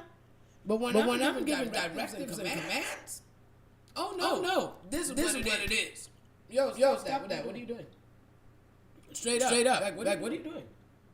Like you don't need to do that to get my attention. Is my attention you're looking for? If you're looking for my attention, you ain't got none of that. Straight up. And if you keep doing that, I'm gonna walk away. Cause I don't like this. This is not cool for me. I don't care if you fucking two. I don't care if you're 20. Teaching and guiding is something that's valuable and important. And we can't keep saying that the kids is broken and because here's the thing. Every label that we keep putting out there on ourselves on society is manifesting itself, and it is exuding itself in every area of our lives. And this is where we have to take this initiative right now. I just be thanking God for these kids, because when I look at these kids, I'm like, these are the fucking people that's going to be taking care of us.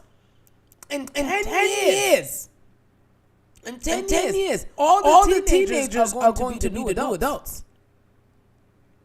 Half of them is going to be getting into politics, having babies. They're going to be doing things.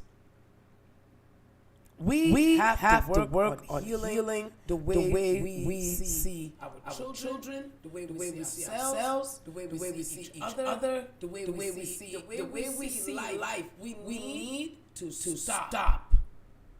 Hey, Glow. Welcome. You need to stop. We need to stop. Like when I stop just sharing all that stuff, I stopped sharing negativity about race.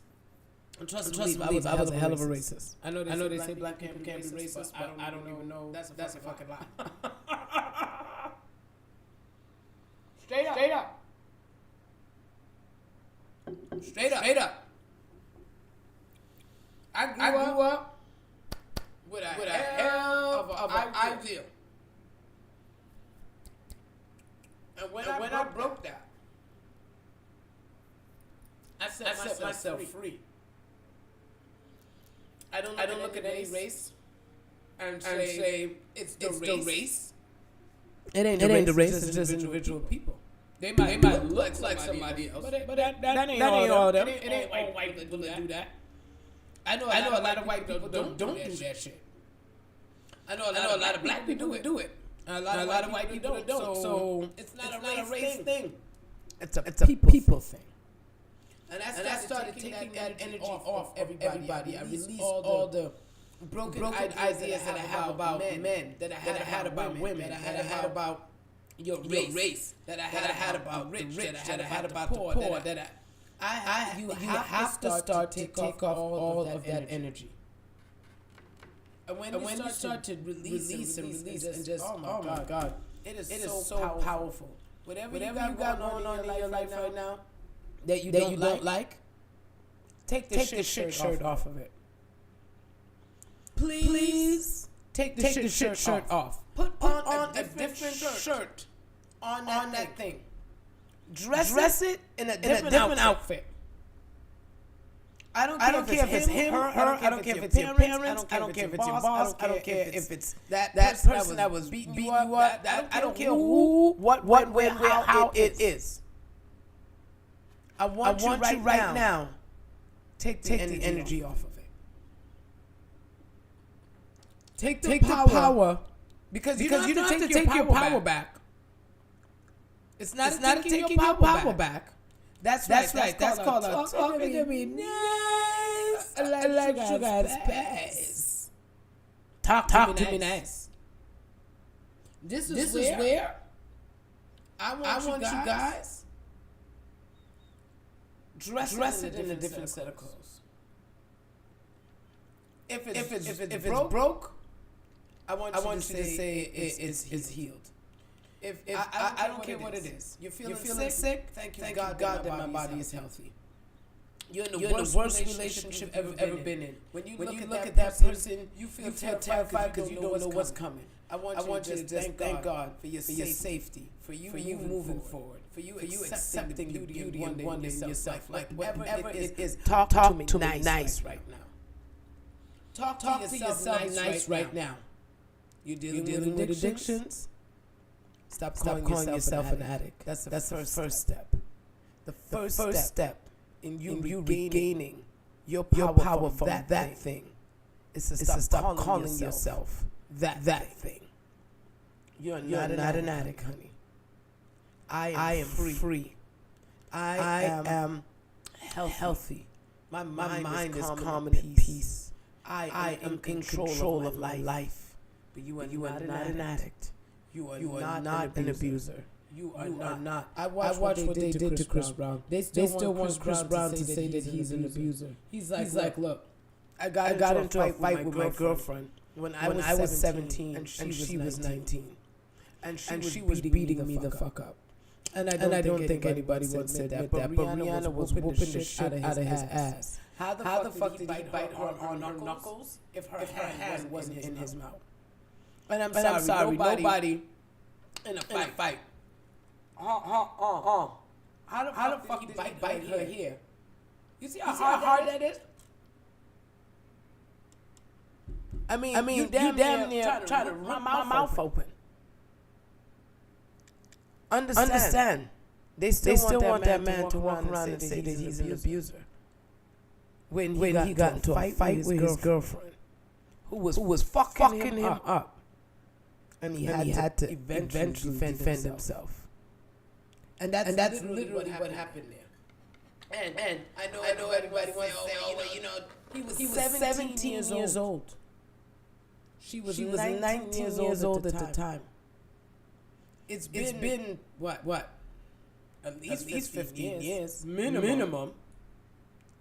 And they still want to say he's an abuser. When that ain't the damn case. And just like Michael Jackson, they said Michael Jackson was all this child molester and all this stuff like that. Come to find out, he didn't do none of that shit. Every victim that they say he had, they said Mike never did nothing. My parents tried to set it up. People tried to set up some shit. But Mike was my protector. I don't know what the fuck y'all was talking about.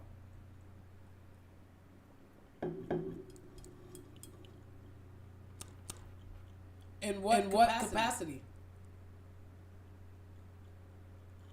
In what capacity? He was around Epstein. But he was taking those children away from Epstein. Macaulay Culkin was protected because of him. Monica Brandy was protected because of him. So yeah, he was in the file as a problem to them. That's why they tried to claim him as something that they were doing. I'm gonna put it to you like this, Easy. Anyone or anything that you see them trying to scare you from and smear their name like even Kanye West, even though Britney Spears, anyone that you see that they're just physically in your face trying to break down and label as crazy and they're breaking them down. Those people are telling the truth. Because you can see when the people who actually done the thing, like your orange dude, you have some princes, you have some people. What did they do? They try to keep their name clean.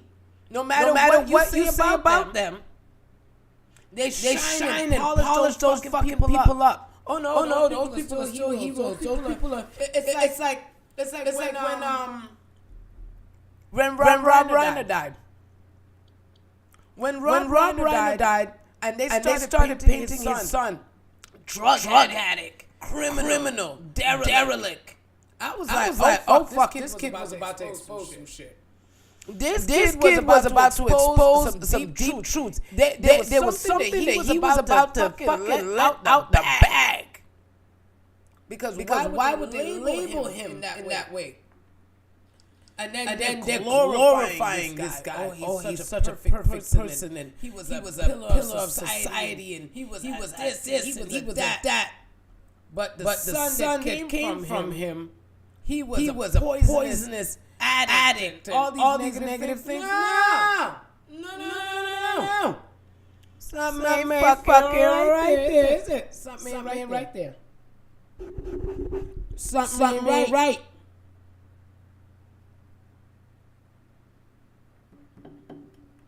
So please, y'all, don't get it twisted.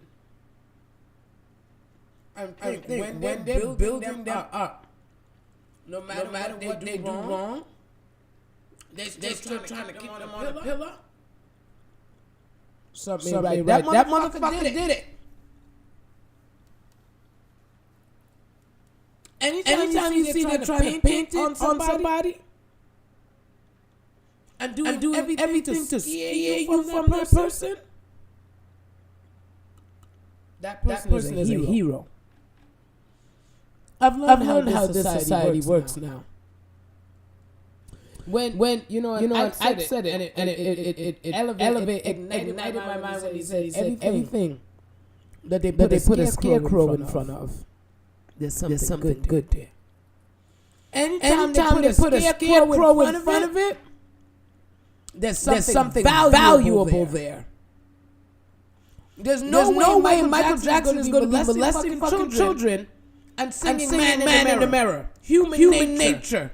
There's no way those songs are going to come out of his fucking spirit. No way. I look at R. Kelly. R. Kelly's music made sense for him fucking little girls. It made perfect sense. You remind me of my Jeep. I want that. Everything was fucking subjected to taking advantage of some shit. Every song. Every song came back to some taking advantage of this thing. You remind me of this, so you did that. I knew he was fucking little girls. I knew what he was doing. He was telling you in the tunes. First song that he had in the why the fuck would you have a 15-year-old girl singing this? You 26 years old and you ain't have to have it in that ass.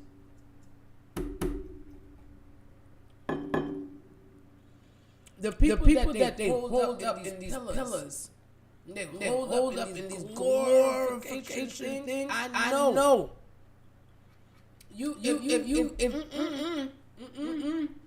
Now when behind the scenes, people are constantly saying the wickedness you're doing, yet they like, oh no, we got to polish this person up.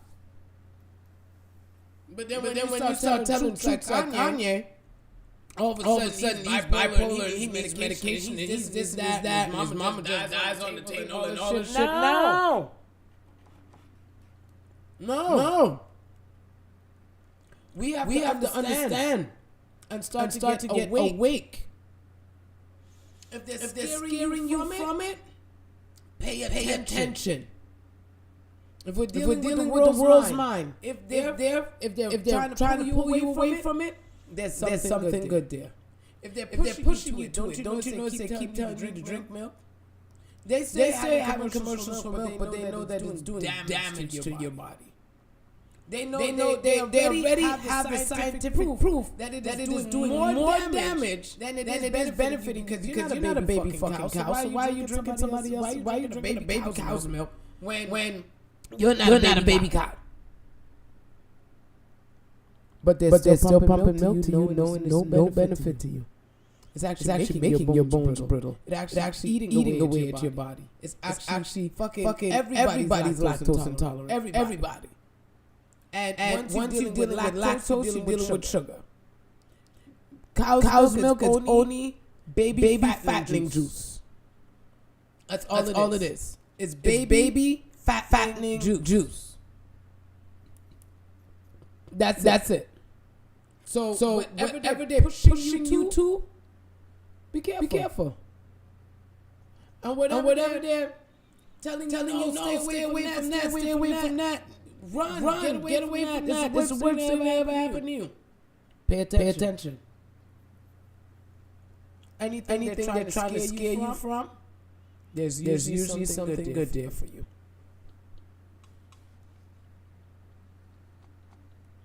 There's always something good there for you. Because none of that shit, you ain't supposed to drink that. Even almond milk, cashew milk, not supposed to drink none of that. Because you no longer get the benefit from the thing once you break it down. I don't think people understand. They call it what they call it because they want you to keep your mind in one place. They could call it nut juice. Then there's minds like mine out there. Hey, you go get some of that nut juice. You start calling that nut juice, you might get a lot more brothers to drink it. Good for the yang, buddy. Good for the yang. One of the greatest things that you can ever learn is how to appreciate the value of ideas. Now, good health, happiness, love, success, prosperity, money, anything and everything are psychic entities. Now we're dealing with a term that I want to offer definition for. Psychic entity. Say that. Psychic entity. Now, a psychic entity, according to the definition of the learned Reverend Ike, who is an authority on everything, a psychic entity is a specific living identity or idea in the mind. A psychic entity is a living idea in mind, a mental personality in consciousness. And every idea lives or dies in and of the mind. Every experience or condition lives in and of the mind. Every idea is a living thing that feeds upon the mental energy, the thoughts, moods, attitudes, and beliefs of the individual mind. This last sentence is so important that we're going to belabor it for a moment. So repeat after me. Every idea lives.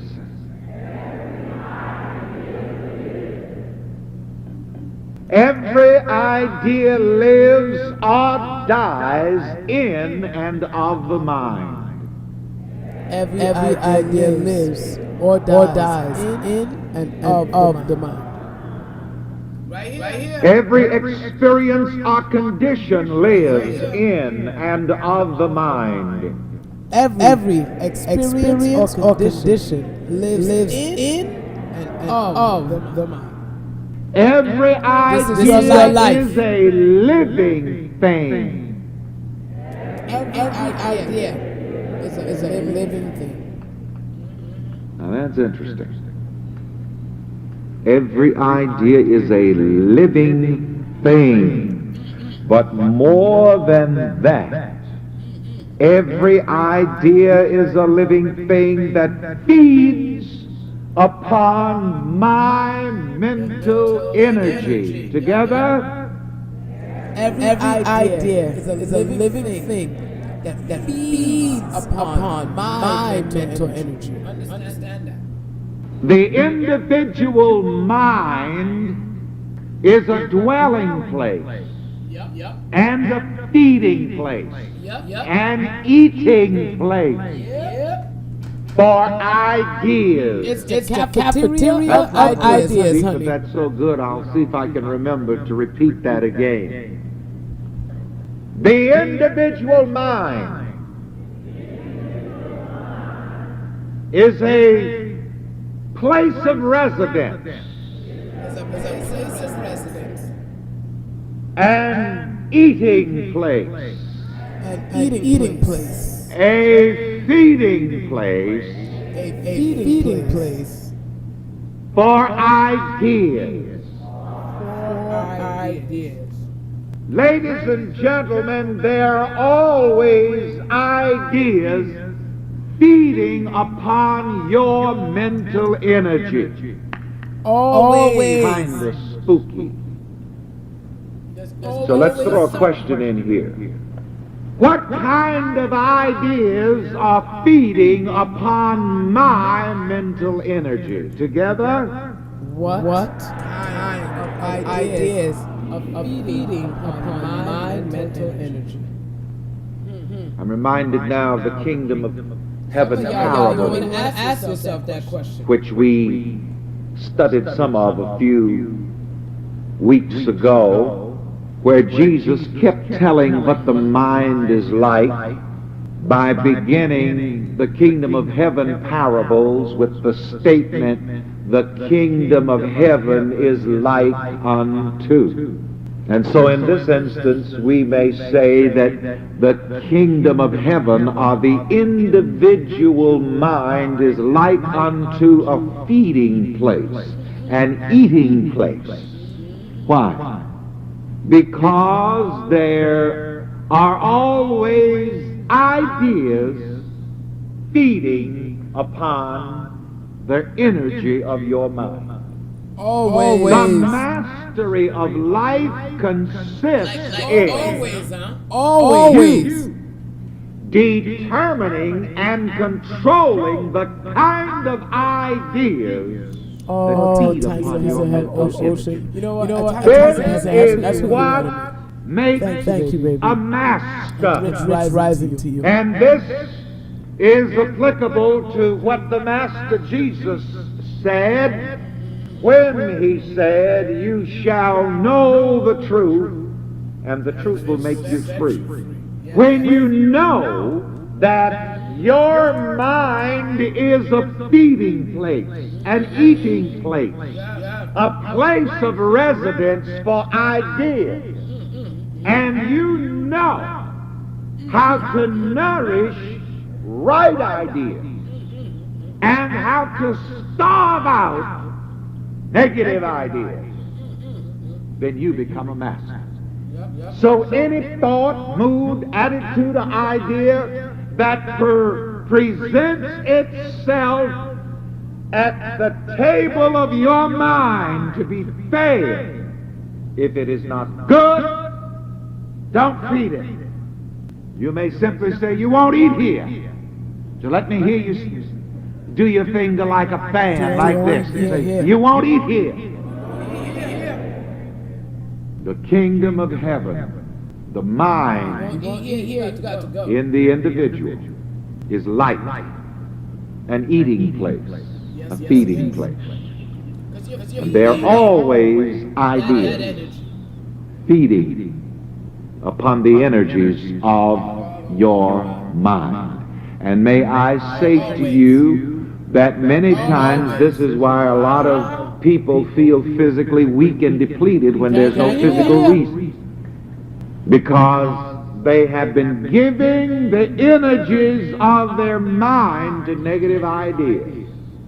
Somewhere in the scripture there's a quotation that says, "The zeal of thine house hath eaten me up."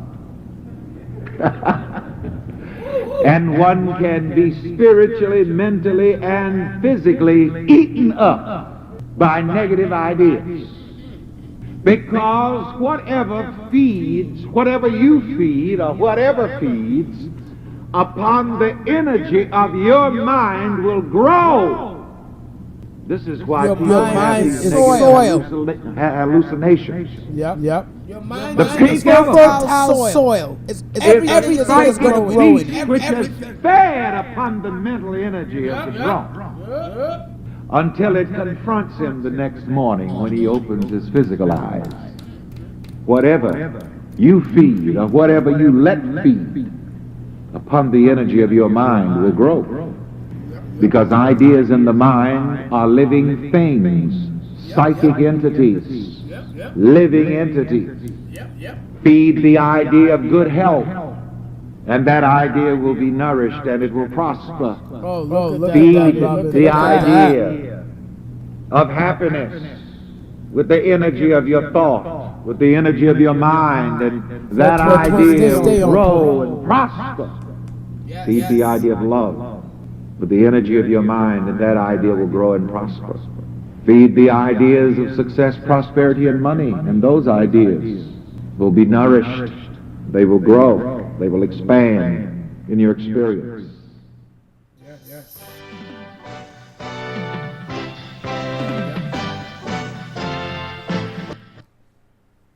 Hey, look, man. You gotta feed this thing. You gotta feed the energy. It's not about the one and done. You're feeding it like you feed yourself. Like you feed your hamster. You must feed this thing. The fertile soil in your mind is something that you really got to cultivate. And it's time that you have the full, clear understanding that everything that you think, speak, and feel is manifesting. Period. You cannot run from it. You cannot hide from it.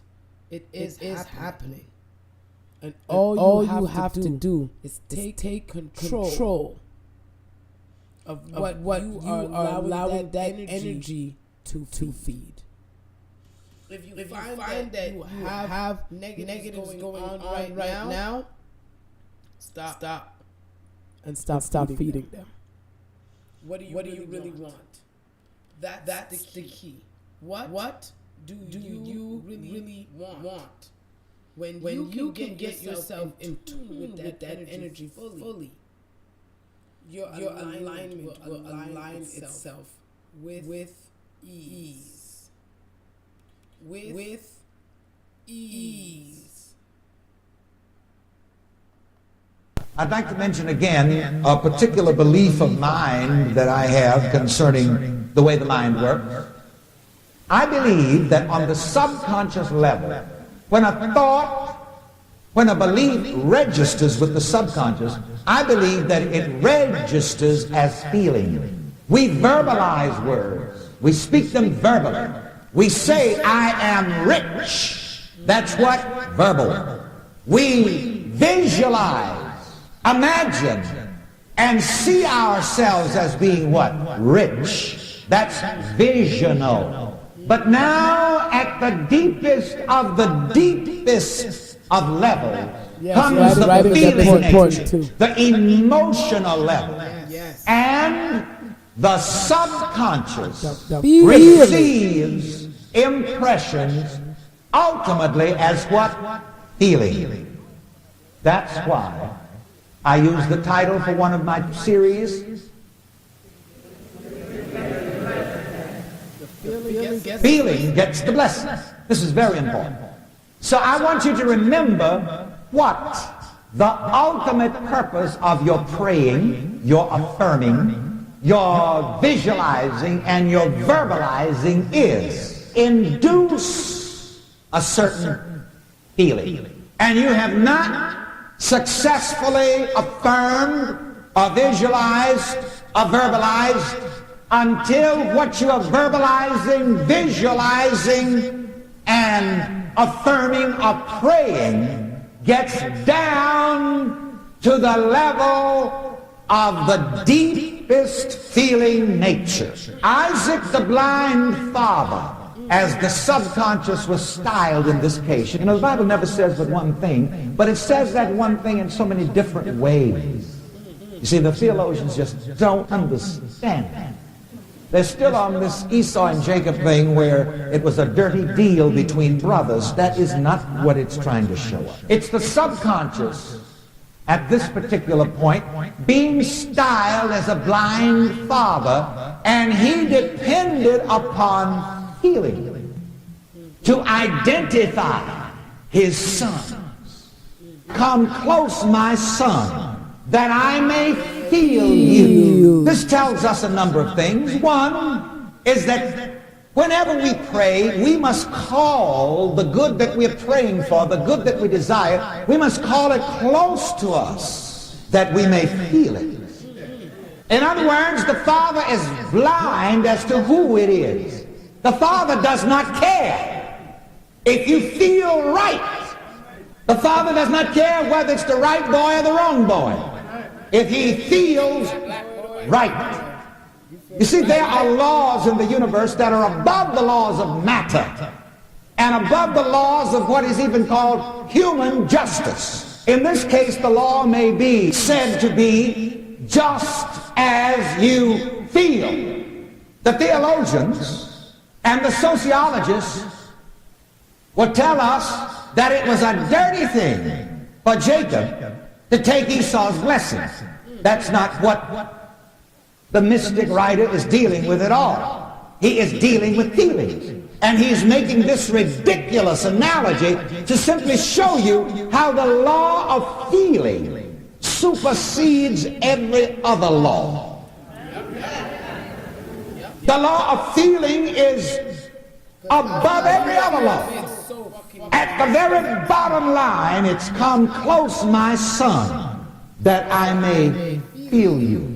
It tells us also that whenever we come to the Father, the source of all good, the source of all blessing, we must make ourselves feel exactly like the one who is entitled to the blessing. The story also shows us that Jacob's mother, again, this is subconscious intuition. You see, you've got a wise mother in you. You see? Yes, you have. You have within you the wisdom of the ages, divine intelligence.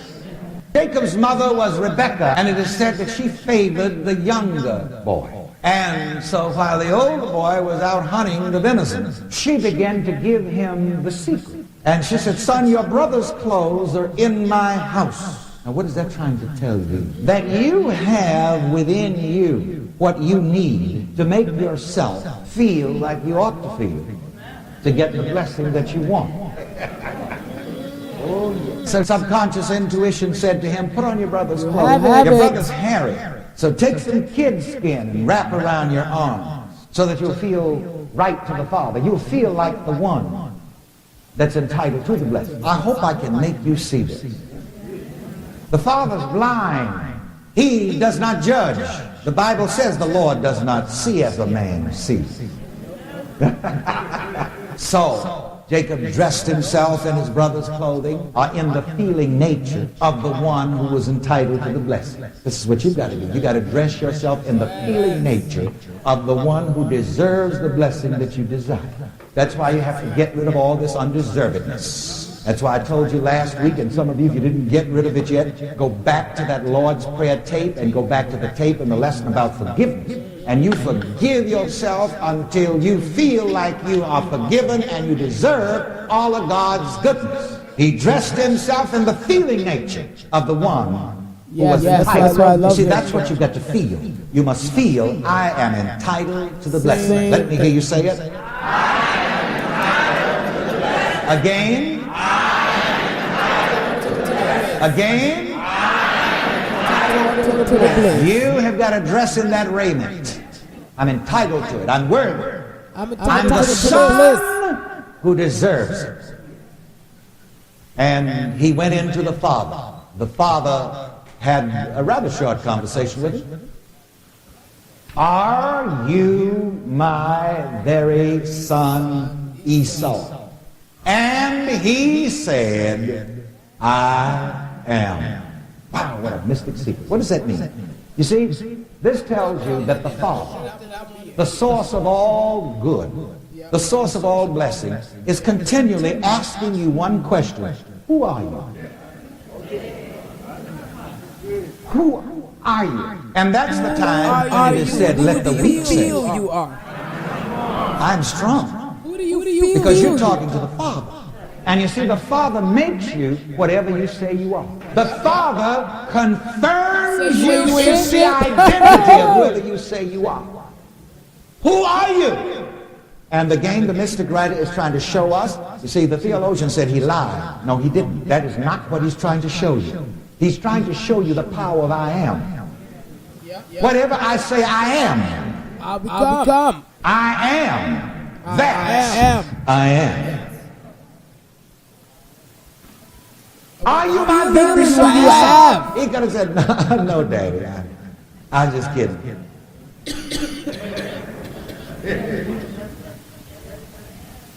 You have got to say,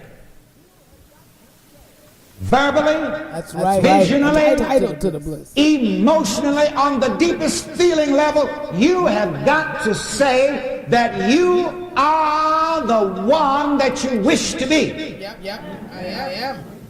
You gotta say it. I am the one. You gotta feel it. I am the one that I wish to be. You got to make yourself feel like that to the Father. Come on, say that right there. Now this is the purpose. I want to be redundant about this because I want you to use this. You see, we have to know what the end product, it's just like this Lord's Prayer business. I'm already. People misused that for many years. It was just something to recite. No, it is not. There is an end result that you're seeking.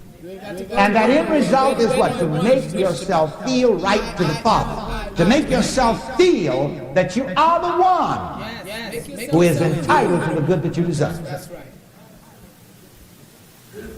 That's right. The Father felt him and he said, I am. But I get excited when I say that the Father is always asking you, who are you? And it is true. Do you know every moment of time the Father is asking you who you are? Yep. And you can change just as fast as you can change your answer. Yep. Some of you reach a little high and catch that. Be you transformed by the renewing of your mind. Just as fast as you can change your answer. Who are you? You see, this is self-identification. The Father gives every man, every mind, the privilege of saying who he is. That's why you can't blame anybody else.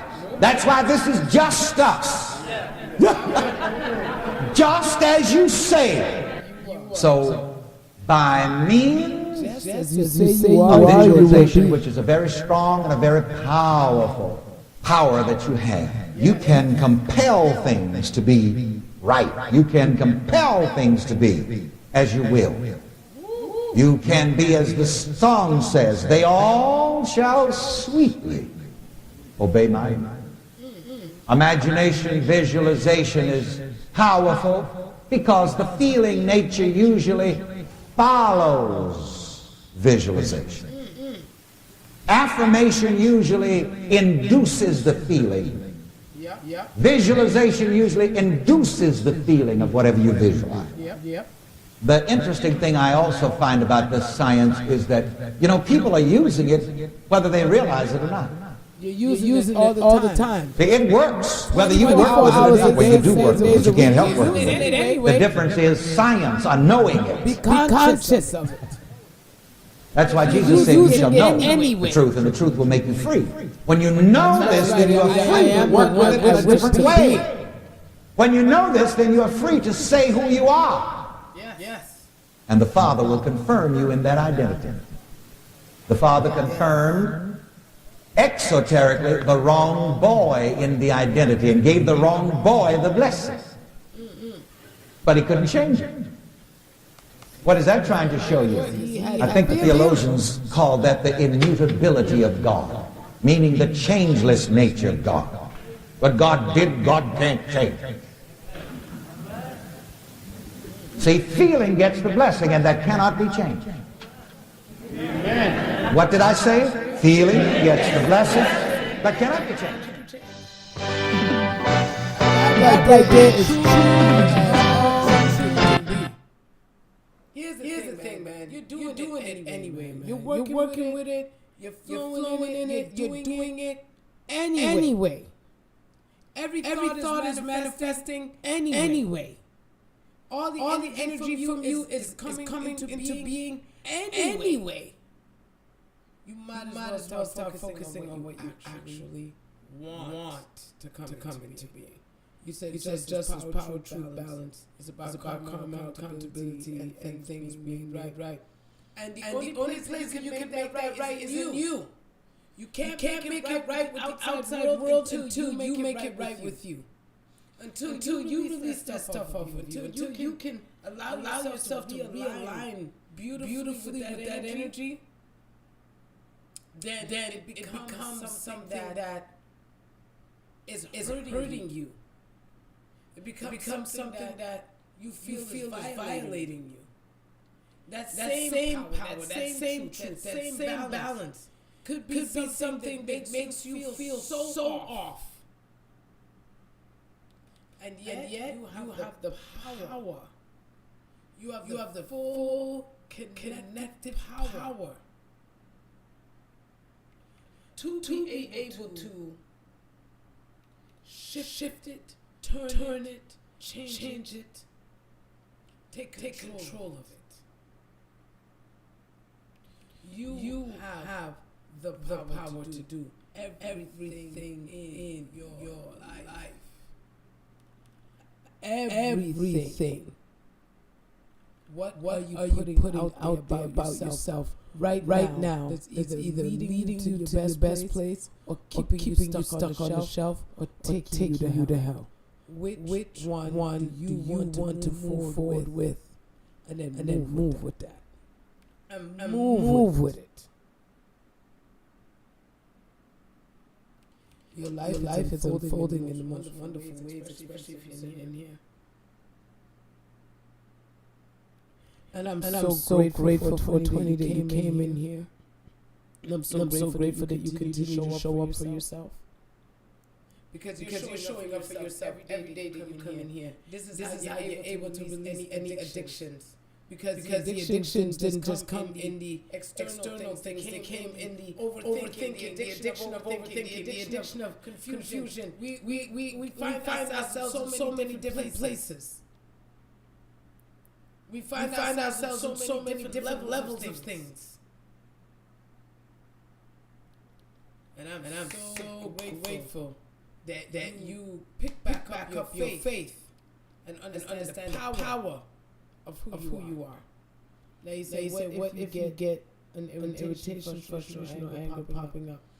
If you feel that thing popping up, welcome it. Thank you for coming up. Welcome it. Don't fight it. Don't fight it. That's where we get fucked up. We always try to fight some shit. Stop fighting. You ain't on the battlefield. You in the school. So what you gonna do is when it starts about to come up. Thank you so much for coming up. I'm so grateful that you came up so I could release you, so that I could replace you with love. I could replace you with my prosperity. I could replace you with the beautiful thing that I know that I want in my life. I release you now and I let you go.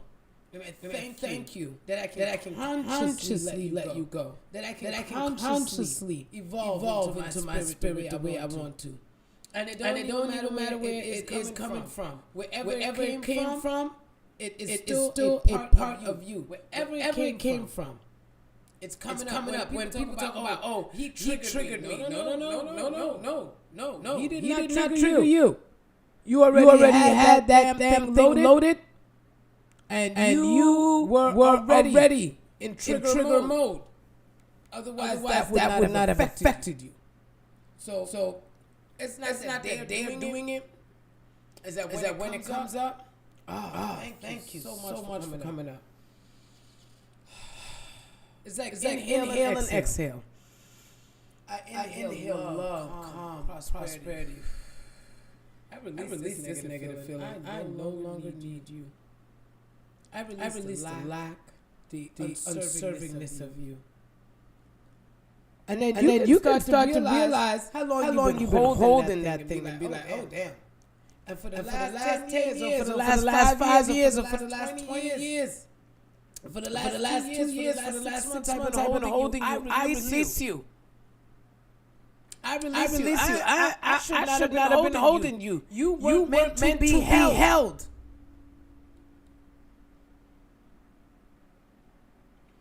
You weren't meant to be held on to. So I let it go. It is you being mad at you. It is. That's right. Anybody you mad at on the external world, check yourself. Anything you want people to fix on the external world, check yourself. Anything you're struggling with on the external world, check yourself. Because one way or the other, you. Hey, boo. It's you, baby. You are giving power to the thing you do not want. It is not the thing that is fucking with you. It is you that's fucking with it. Hey, boo.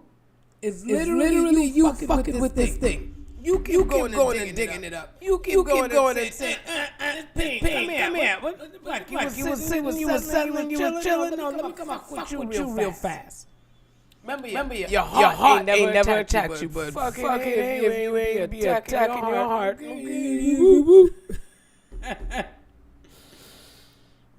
Okay. You said it's standing up every time. Yep. And every time you get mad at yourself, that's gonna boomerang. And every time it goes out, it circulates. It multiplies. And then it comes back. So you might be like, you know what, I feel uncomfortable in these clothes. I don't know, maybe I'm gaining a little bit of weight. Somebody walks up to you and be like, yo, girl, you looking fat. Wow, you looking thick. I watch how people are doing it to me right now. When I look at myself and I'm like, okay, I see you thickening out a little bit. Someone come up, might rub my back or rub my leg and they're like, oh, you get thick. And that's just, and every time they do that, I'm like, I love myself. I love myself a lot. I love every element of how my body is healthy. Because then I don't want to feel like I'm picking up myself because I might be noticing something, and I'm not going to allow them to pick at me either. And so if it makes you feel uncomfortable, that's because you're doing it to yourself, and it doesn't feel comfortable when you are picking apart yourself in your spirit. That's why you just I'm happy, healthy, wealthy, strong, and at peace. That's what makes the difference. Because that energy, you know, people outside of you are very, very dangerous. I want you to know that. And I mean, I don't say it in a way that. No, I'm going to just say it in the way I'm saying it. People outside of you are dangerous when you are dangerous to yourself. When you are dangerous to yourself, people outside of you are dangerous. And you can be sure when you're looking at people and they're struggling with whatever they're struggling with, you could be sure. If they can find a place to break you down, because here's the thing, they're breaking you down for themselves. They're breaking you down for themselves. So when they come and they start picking at you, be like, babe, whatever you picking at you with, don't pick at me with your shit.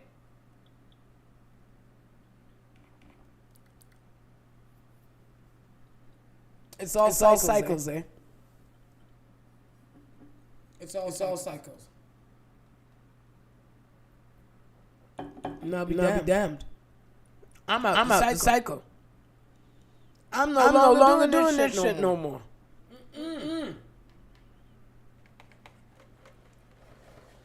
And I tell you, every day y'all give me something else to think about too. Because I realize that it brings you still back to even when they're doing it, it brings you back to self. It always comes back to self. Keep that energy strong. And make sure that whatever you're saying about you right now, talk to me nice. Whatever you're doing right now, talk to me nice. Talk to me nice. So that you can get the best out of this day. The best out of this moment. The best out of this life. You gotta be able to get that.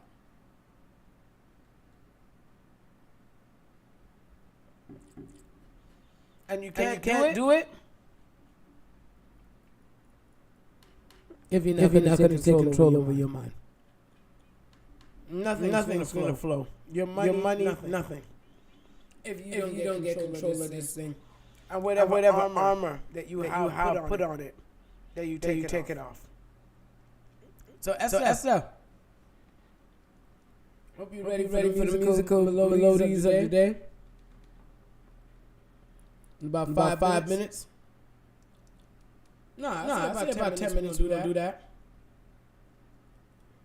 Yep, you can do that. If everybody wants to share their journey and their path, how the last few days have been going for them, you guys are welcome to come up on the stage. We're gonna do this for about 10 minutes. Okay, you guys be mindful of time. Okay. And I'm gonna bring you guys up. So if you guys want to be able to share, this is the time.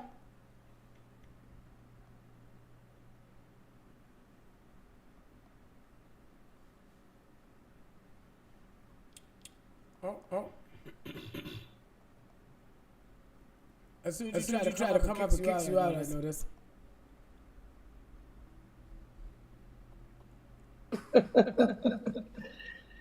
Every time I try to share, I get booted out.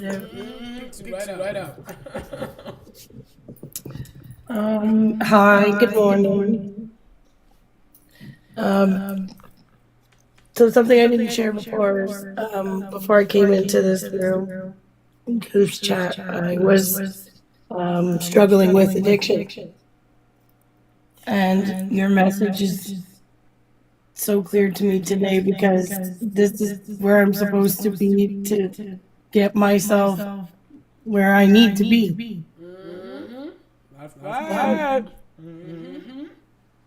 Like so much so where like before I would struggle, within 14 days of struggling with the addiction, and it's gone. Like I will go to my journal, to something that I wrote, to myself a week ago and didn't know why. And that's the message that I needed to hear to get through. It's like the, like that feeling that you get when you are struggling with addiction. It's not there for me this time. And so it's like you guided me back to my faith. And the reason why I had abandoned my faith was because I couldn't correlate spirituality with Christianity. And now it's like anytime I come in here, like what you are what you're sharing is exactly what I'm needing to hear. Like so much so down to like the emotions, like how our emotions are not problems, they're the signals. Like fear shows us what really matters and what work we need to do on ourselves. I used to struggle with really bad anxiety, and now it's kind of just wrap my head around the fact that I was stuck. Right, like it's like so you're stuck in the future. It's a reminder that you need to come back to present right now here. Yep. And then like last night I wrote down I just sometimes like I'll wake up in the middle of the night and I just get this message and it doesn't make sense. If I write it down and then I come to your gathering and here's the message, right? So last night I wrote about, you know, how the system is really put out here for different, like different cultures struggle in the system for different reasons. And I found that like I'm struggling with my son, and taking him out of the system. Like he's been off his meds now for almost 3 weeks and being homeschooled. And there is a major change in his personality and his person. And just like guiding him to the fact that like the kingdom of God, like seeking the kingdom of heaven within ourselves. And so,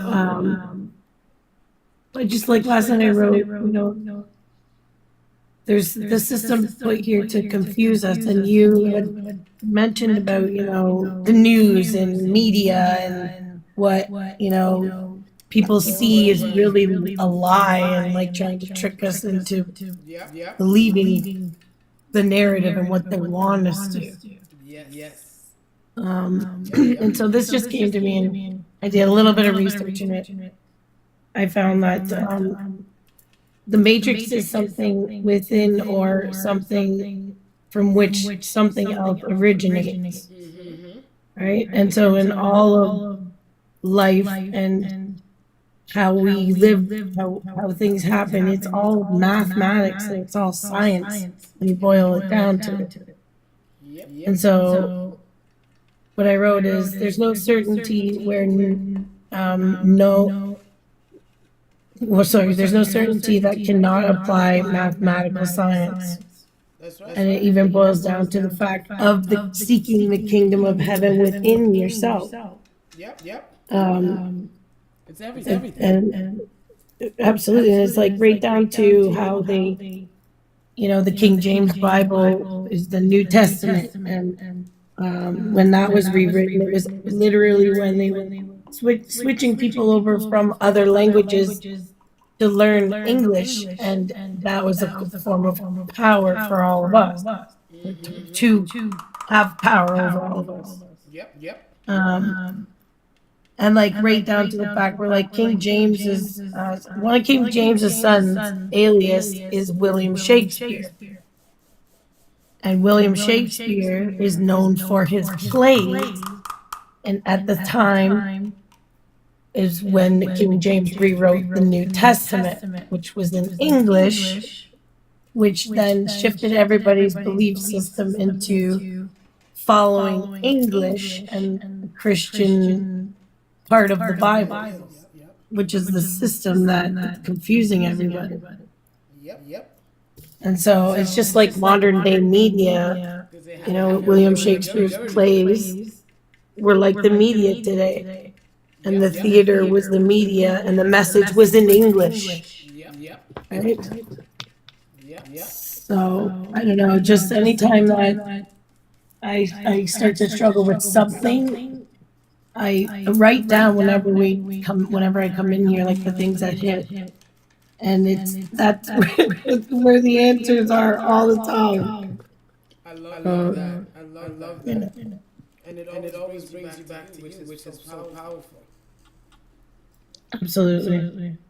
You know, the nice part about it is that it always brings you back to you and brings you back to that power that's within you. So once you keep attaching yourself to it and reminding yourself that you are it, that you have it, that you're ready for it, it literally starts to take away from all the things. Because the only reason why anything had power over you in the first place is because you were giving that power to it. And when you stop giving that power to it, and you just start to release that thing, and you just start to welcome that yes energy of alignment of everything, then it starts to heal, starts to shift, starts to align you in different ways. You know what I'm saying? I mean, I realize even when we speak about food, when we speak about everything, you know, making an enemy, it becomes an enemy. right? I remember people telling me, oh my God, if I eat French fries, I'm gonna get fat. And I was like, I don't understand. I could eat French fries every day, and it never carried the weight that everybody else would have. Yeah. You know what I mean? And so it's like whatever energy it is that you put into that thing, that thing will gain that power. So you have to yourself make sure that you speak right about everything. You know, and what it was that happened, I'll share this if you don't mind. As a PSW, like we help people, you know, dementia, Alzheimer's. I deal with developmental, special need. And what it was one of my clients had an aneurysm in service while I was helping taking care of her. And I had to do CPR on this lady for a good 30 minutes to help try to keep her alive. And in that process, I mean, if anybody on here has done real CPR, like your adrenaline pumps so hard and so fast. And like I crunched ribs in this person trying to help her stay alive. And so that's where I lost that part of my power. And when the EMS showed up, they assumed command. So I have to kind of step back and put my hands up. And they just let her pass after 30 minutes of me trying to save her life. So it broke me. And I'm a really strong, so I've gone through a lot of stuff in my life. I've been out on my own since I was 17 years old. I've seen a lot of, I used to be a little gangster in the streets. Like I've seen a lot of things, but that broke me because it was a physical experience. It was a spiritual experience. And until I was able to come into your room and have you guide me back to my faith and power that I need for myself to be able to heal myself, I was lost. Well, you ain't lost no more. I found my path, and you know, it's funny because you said, you know, get up, get dressed, make yourself look pretty. Like I pulled out my jewelry and I started, you know, curling my hair again and putting effort into how I feel. And just like talking to you about it right now, I have goosebumps all over my body because it's changed my, like, morphed how I see myself. Before I was like, I just don't care because that got in the way. Yep. Yeah. And I'm glad that you're finding your way back to yourself because you finding your way back to yourself allowed to make sure that your son always knows who he is as well. So you're breaking those generational curses because for the fact that 17 years old, you've been taking care of yourself, that means a lot of your foundation already was broken. And so they already tried to push you into things that just didn't align you at all. And for the fact that now in this day that you're taking that initiative, that you're doing the things that you need to do, that is where it comes in important. And here's the thing, guys, it doesn't matter what age you are. If you are coming in now, it doesn't matter if you're young, if you're old, or if you're in between. You coming to this point right now in your life means that you are ready to take on the responsibility and the accountability. And here's the thing, with that life passing, you might have fought to save that life. But what they wanted to show you was that you were not in control of that. Absolutely. Yeah, 100%. 100%. That was the biggest. Whereas, like, we try to, as a PSW, we try to control so much to be able to provide them with that. I call it client or like, you know, patient-centered care. Each person needs a certain kind of care. And because they can't do it for themselves, we can control how much of that care that I had no control over. And I was mad at the EMS, I was mad at myself, I was mad at my supervisor for not getting me, like, it was just pushing it all out to everything else, but it was really inside here, I was mad at my, you know, it was within myself. And you know what, babe? You know what just came up to tell you? you were trying to save that woman because you were trying to save part of you that you feel is dead. Yeah. But it's not. Because what you were trying to do was save her flesh. And God was saving her spirit. Absolutely. And you are in a place now where your power over your flesh is starting to become something great. Starting to become something because here's the thing. What you're realizing now and maybe not fully, but you damn sure getting it. And that is something must go for something to come. Yes. Something must leave. Something must. There has to be an ending for there to be a beginning. Period. And so when you step into that realm, that's when life will flow for you in the most beautiful, magnificent ways. Like magnificent ways. Yeah, it's starting to. Things are starting to shift. It's starting to. It's starting to be a big change in my everyday life. It's affecting me in a positive way. Just what was missing is here. Yep. Exactly. And you're stepping into it, and I love the fact that you're stepping into it. Thank you so much. I'm proud of you. Thank you so much. I'm so proud of you. So proud of you. And keep being proud of yourself. Okay, because that's the most valuable thing that you can do right now. Is continue to be proud of yourself. Continue to look at yourself every day and remember that I have the control over who I am, where I'm going. Nothing has power over you unless you give it power. Okay, so step by step. And you take any of those labels off. You are not this, you are not that, you are not those things. You are a healthy, powerful, amazing, divine gift. And you are walking in that light. And you attribute nothing else to yourself but that. Nothing. You understand? Nothing else but the best. Yes, ma'am. Thank you. Nothing else but the best. Okay, that's what we're doing. Miss Esther. Miss Esther, you ready for us, baby? Oh, where's this thing at here? Let me put it up. Cause we ready for you.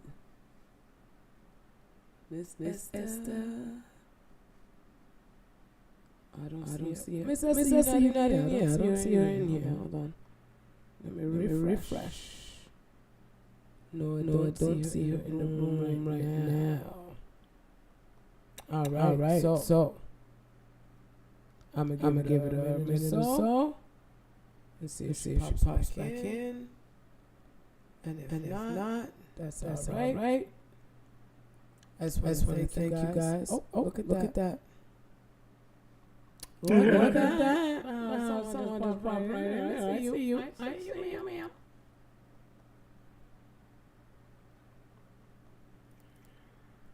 No worries. No oopsies. You're perfect.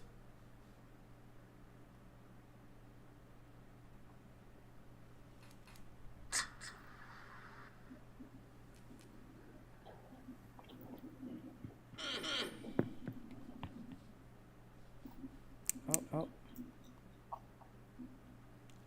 Yes, I'm great.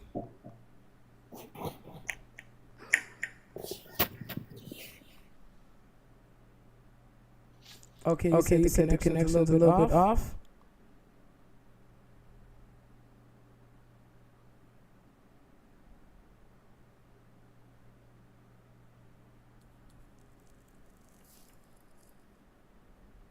Yeah, kicked me out when she came on. Okay. I'm gonna disconnect because maybe that might help her. Okay, Like take from this being out on a the little bit. box. Yeah. Okay. All right, thank you, baby.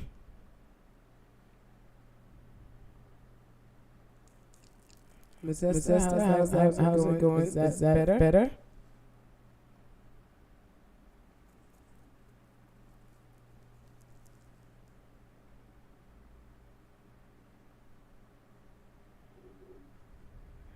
All right, wonderful. So guys, I want to thank you guys for today. I want to thank you guys for being here, for sharing your testimonies, for allowing yourselves to realign yourselves to your truth, to your power, your grace. And you know, we've been honored with this gift that Esther brings to us every day with the just adding to this pot. I start with a song every day. And so we end with this energy as well. And Esther has become the resident because she keeps making this boss music. And so there's no better place to showcase it except for you know the showcase of being rich. So that's what we're trying to get Esther to go. So Esther, I want to thank you for your talent, for everything that you're doing here, and for sharing your gift with us on a daily basis. And for all of you guys, keep going, keep shining, keep doing your thing. And so Esther, the floor is yours. You know, I gotta hear 3 keys to remember, and then whatever else you choose to do from there. But after she's we finish this, then head out for the day. And so you guys just be great. And whatever you got on yourself, if it's not good, release it. All right. I love you. Esther, the floor is yours, darling.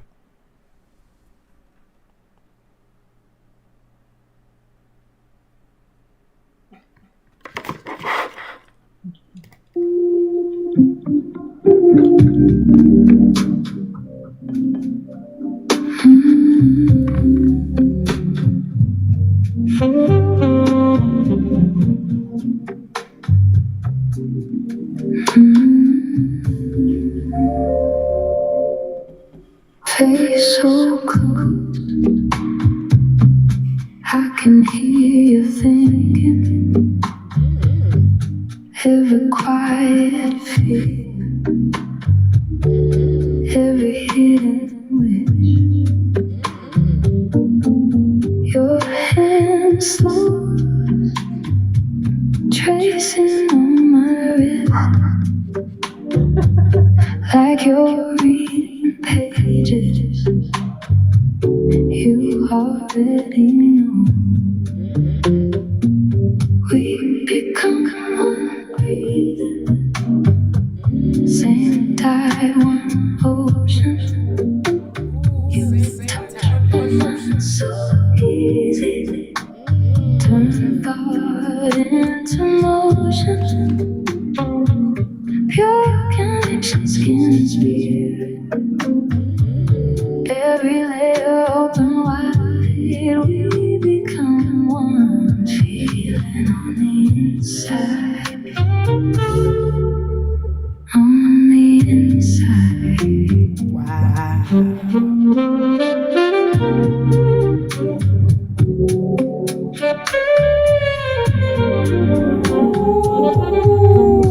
Eyes half closed, but I'm seeing deeper.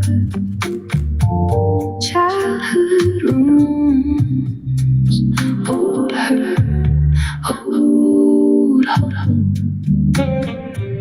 You say my name, like a steady anchor, and suddenly my path has somewhere to go.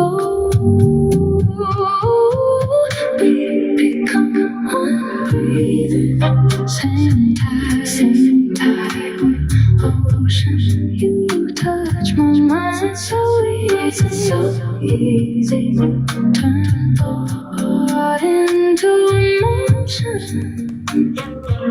Pure connection, skin and spirit. Every layer open wide,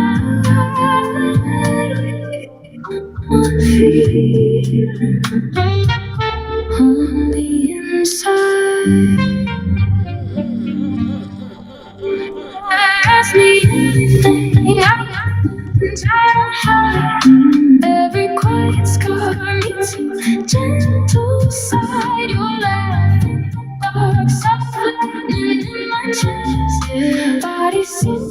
heart all answering yes. We become one, breathe, same time, same tide, one ocean. You touch my mind, so easy, so easy. Turn heart into motion. Pure connection, skin and spirit. Every layer open wide. We become one feeling on the inside. On the inside.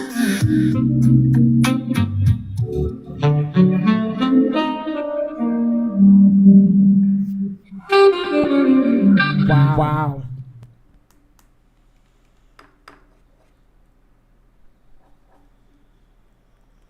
Damn, Master, you be fucking showing off, yo. That fit so beautifully. You know, that fit beautifully. Thank you. Yeah, I was going by my spirit, and I was like, this is going to be the one from the list that I have. I love it. And, you know, I used to be a heavy hitter on the microphone. DJ Delsey in the house. I always knew. Shoot, girl. Watch out now. Okay. I always, okay. I'm going to blow my own horn. I know I got this. Tell y'all. Has to be hosting cookouts. I told y'all. I told y'all. I love it. I used to open rooms just for the kick of it, just to see how many people I could get in there and let the room grow. And that was just a thrill, you know. And if you share the music from anybody who I've heard that aligns with your soul and your inner being, I guess people catch on to it. Yep. They better catch up. Goes perfect. It was a good song, wasn't it? Beautiful. Because it realigns you again back to yourself. You know, and this is the thing that I keep saying to you. From the first note, you could feel that something's about to happen. Literally from the first drop of the beat, you know something's about to happen to you. You could feel like it's almost like you walk into a roller coaster and you sit there and you know you're about to go on a ride, and this music literally as it starts takes you on that ride, and it's just beautiful. It is absolutely beautiful, and it is beautiful soul music. Like what you are making, whether we call it dance, whether we call it whatever we want to call it, whatever genre we want to put on it, it is unequivocally and intensely soul music. This is because it touches no other place but your soul. So I thank you. I thank you every day for bringing this to us every day, for sharing that with us. And we're gonna get to the keys to remember, because yesterday I think was super intense. Because again the song could not get out of my head. And the part of the song that I kept on singing yesterday was Eternal Light. It just kept on repeating in my head over and over again. Eternal light. And so when I'm telling you, when they say music changes, that energy for you was hard on your sleeve. Because now you're working on the hard on your sleeve. I'm working on letting that eternal light go and letting it flow. So just know that what you're doing with this is not just only transforming a life, it's transforming lives, because it's transforming yours as you make the music. but it's transforming the lives of the people that hear it because each tone, each note takes us into a different pace. So, girl, you are bringing us through more than you can imagine. So again, thank you, Esther, for sharing your talent with us, for letting God use you in this manner, and for letting us use you in this manner, in sharing this gift with us, and sharing this gift with the world. We appreciate you for that. And I'm always give you flowers because guess what? You don't have to. So when you do, it is so deeply appreciated. So let's get it. And then we can get on with this beautiful Saturday and show the world who we are. Thank you, baby. Again, thank you for your loving and kind, supporting words. You inspire me to.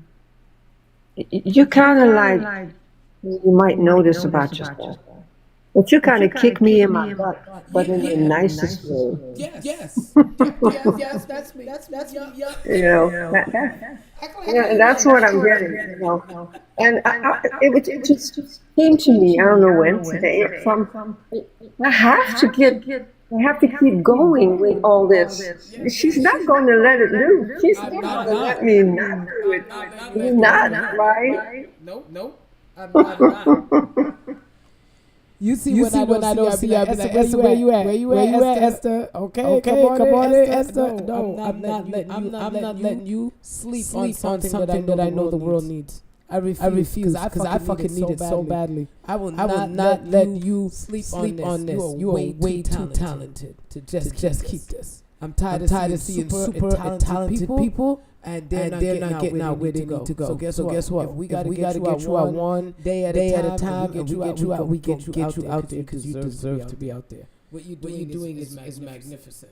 And for everybody with their beautiful natural talents, passions, and interests, yes, it's time that we start using. So no, I'm not gonna get off your back in the most beautiful way. I know you're not, and that keeps me trying to go in because I told my roommate, I was like, I share a house with another woman, and I told her we have to get everything in order and in line this weekend, so we can release it and get it out there because Tajay, she's. I'm not playing. She's not playing. Nope, I'm not playing. And I thank all the other women in the room. I cannot always type up, but I do truly appreciate your support and your appreciation for my creation. Love it. I love it.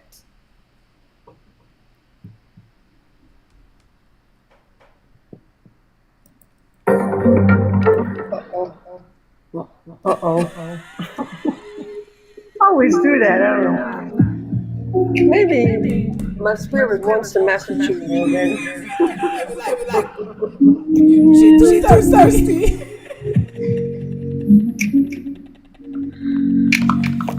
I hurt like no one. Caught it strong, caught it wide. But the way you fall there, God, can my heart have a life? You look straight through my story, past the names in the skies. Said love is not your memory, you're the sky, not the moon. It's vulnerability and heart on my sleeve. You took my honesty. I'll say what I'm scared to believe. Surrender in the fight, falling back into the quiet inside. Please to remember who you are eternally. In the passing human life. Yeah. Every truth that kept hidden, turn to stone. chest, every mask that I fasten, only curving my breath when I was broken and something reply. The space that holds the broken, not the brave, not the life vulnerability. Hands open, heart on my sleeve. Root to honest, saying what I'm scared to believe. Surrendering the fight, falling back into the quiet light. 3 keys to remember who you are eternally. In the passing human life, so I lay it down. Clever little crown. Every story, every sound. Every drown in the stillness I see. There was never less of three. The way they forgot it was made of this sea.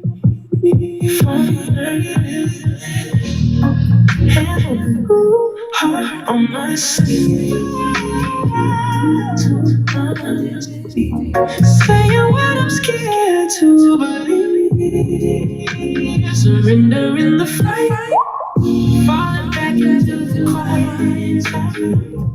3 keys to remember who you are eternally. Having one brief human life.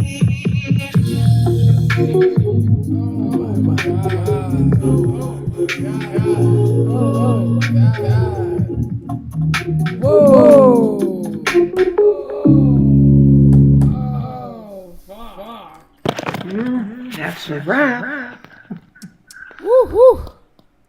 Honey bun? Oh my God. You wrapped me up in the sweetest blanket. I mean, oh my God. Thank you very much. I'm about to go forth, smiling, shining, kundalini open, heart ready. And I just want to let you know, as we were playing that song, the sun started to come out and shine brighter and brighter.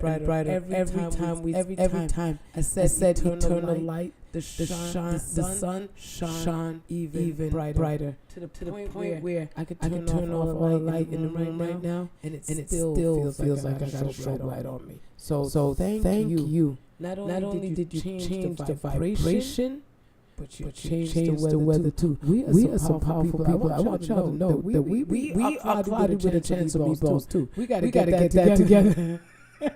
So hey, thank you guys so much for giving this energy, your time, light, your power. Esther, thank you again for all of you, for your gifts, for your follows, for your time and energy. We will be back at 7 a.m. on the dime doing this thing. It's Sunday, so you know we're gonna bring it all in the minute. I love on a Sunday to talk about money. So you know tomorrow I'm coming with that extra money talk. I love you guys and have the most phenomenal day. Esther, something. So if there's something that you want to let us out with, let us out with, you can go ahead. The woman earlier sharing her testimony, she wanted to say something if you still have some time. Is she still in the room?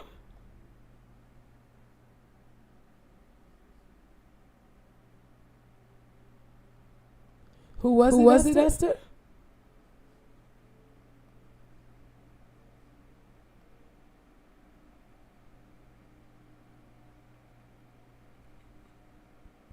Oh. Okay. 'Cause I lay you down. Okay, send an invite, cause send an invite because I'm not seeing you.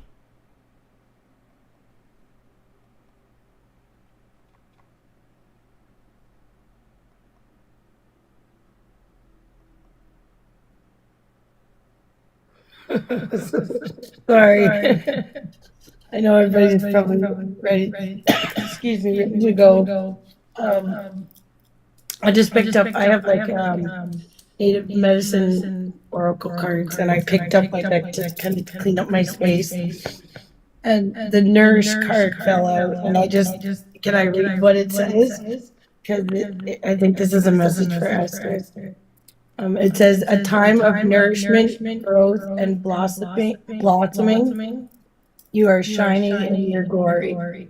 The seed you have planted and seeds you have planted are now sprouting in great abundance in your and other people's lives. Your dreams are coming and have come to fruition, and the medicine of your work and the tasks at hand will help others heal as well. So I just thought that the healing affirmation for the card is I celebrate my success and forward my movement of my dreams towards others. Wow. Thank you. That was poignant. And that was for every soul in here, even for you, darling. Because you are doing exactly that right now. Everybody in this room is doing exactly that. And so it is so powerful that that's the card that falls out just as we're about to walk out the room, because that's exactly what Esther is doing. That's exactly what you're doing. As you read the words, I'm like, oh my God, that's it. You're talking to my soul. And so for everybody in here, congratulations. Easy congratulations. All of you, Anita, every single one of you guys are doing such beautiful things. And look at that. Look at that beauty right there. The sunshine, I just said. And the sun is shining bright as fuck through the window. Can we talk about the fact that the sun is shining bright as we step into this thing? Come on now. Nothing is by accident, folk. Nothing. This is powerful can be. I love it. This shows you guys the alignment is not by accident. It shows you that everything is always happening on purpose. So guys, go with that. Go with the fact of knowing that God is saying to you, yes, you are shining. Yes, you are growing. Yes, you are stepping into the place that I want you to step in and keep walking. I love you guys, and we are out for now. And I'll see you guys a little bit later. Take care, and thank you. Love you. Mwah, mwah, mwah, mwah, mwah.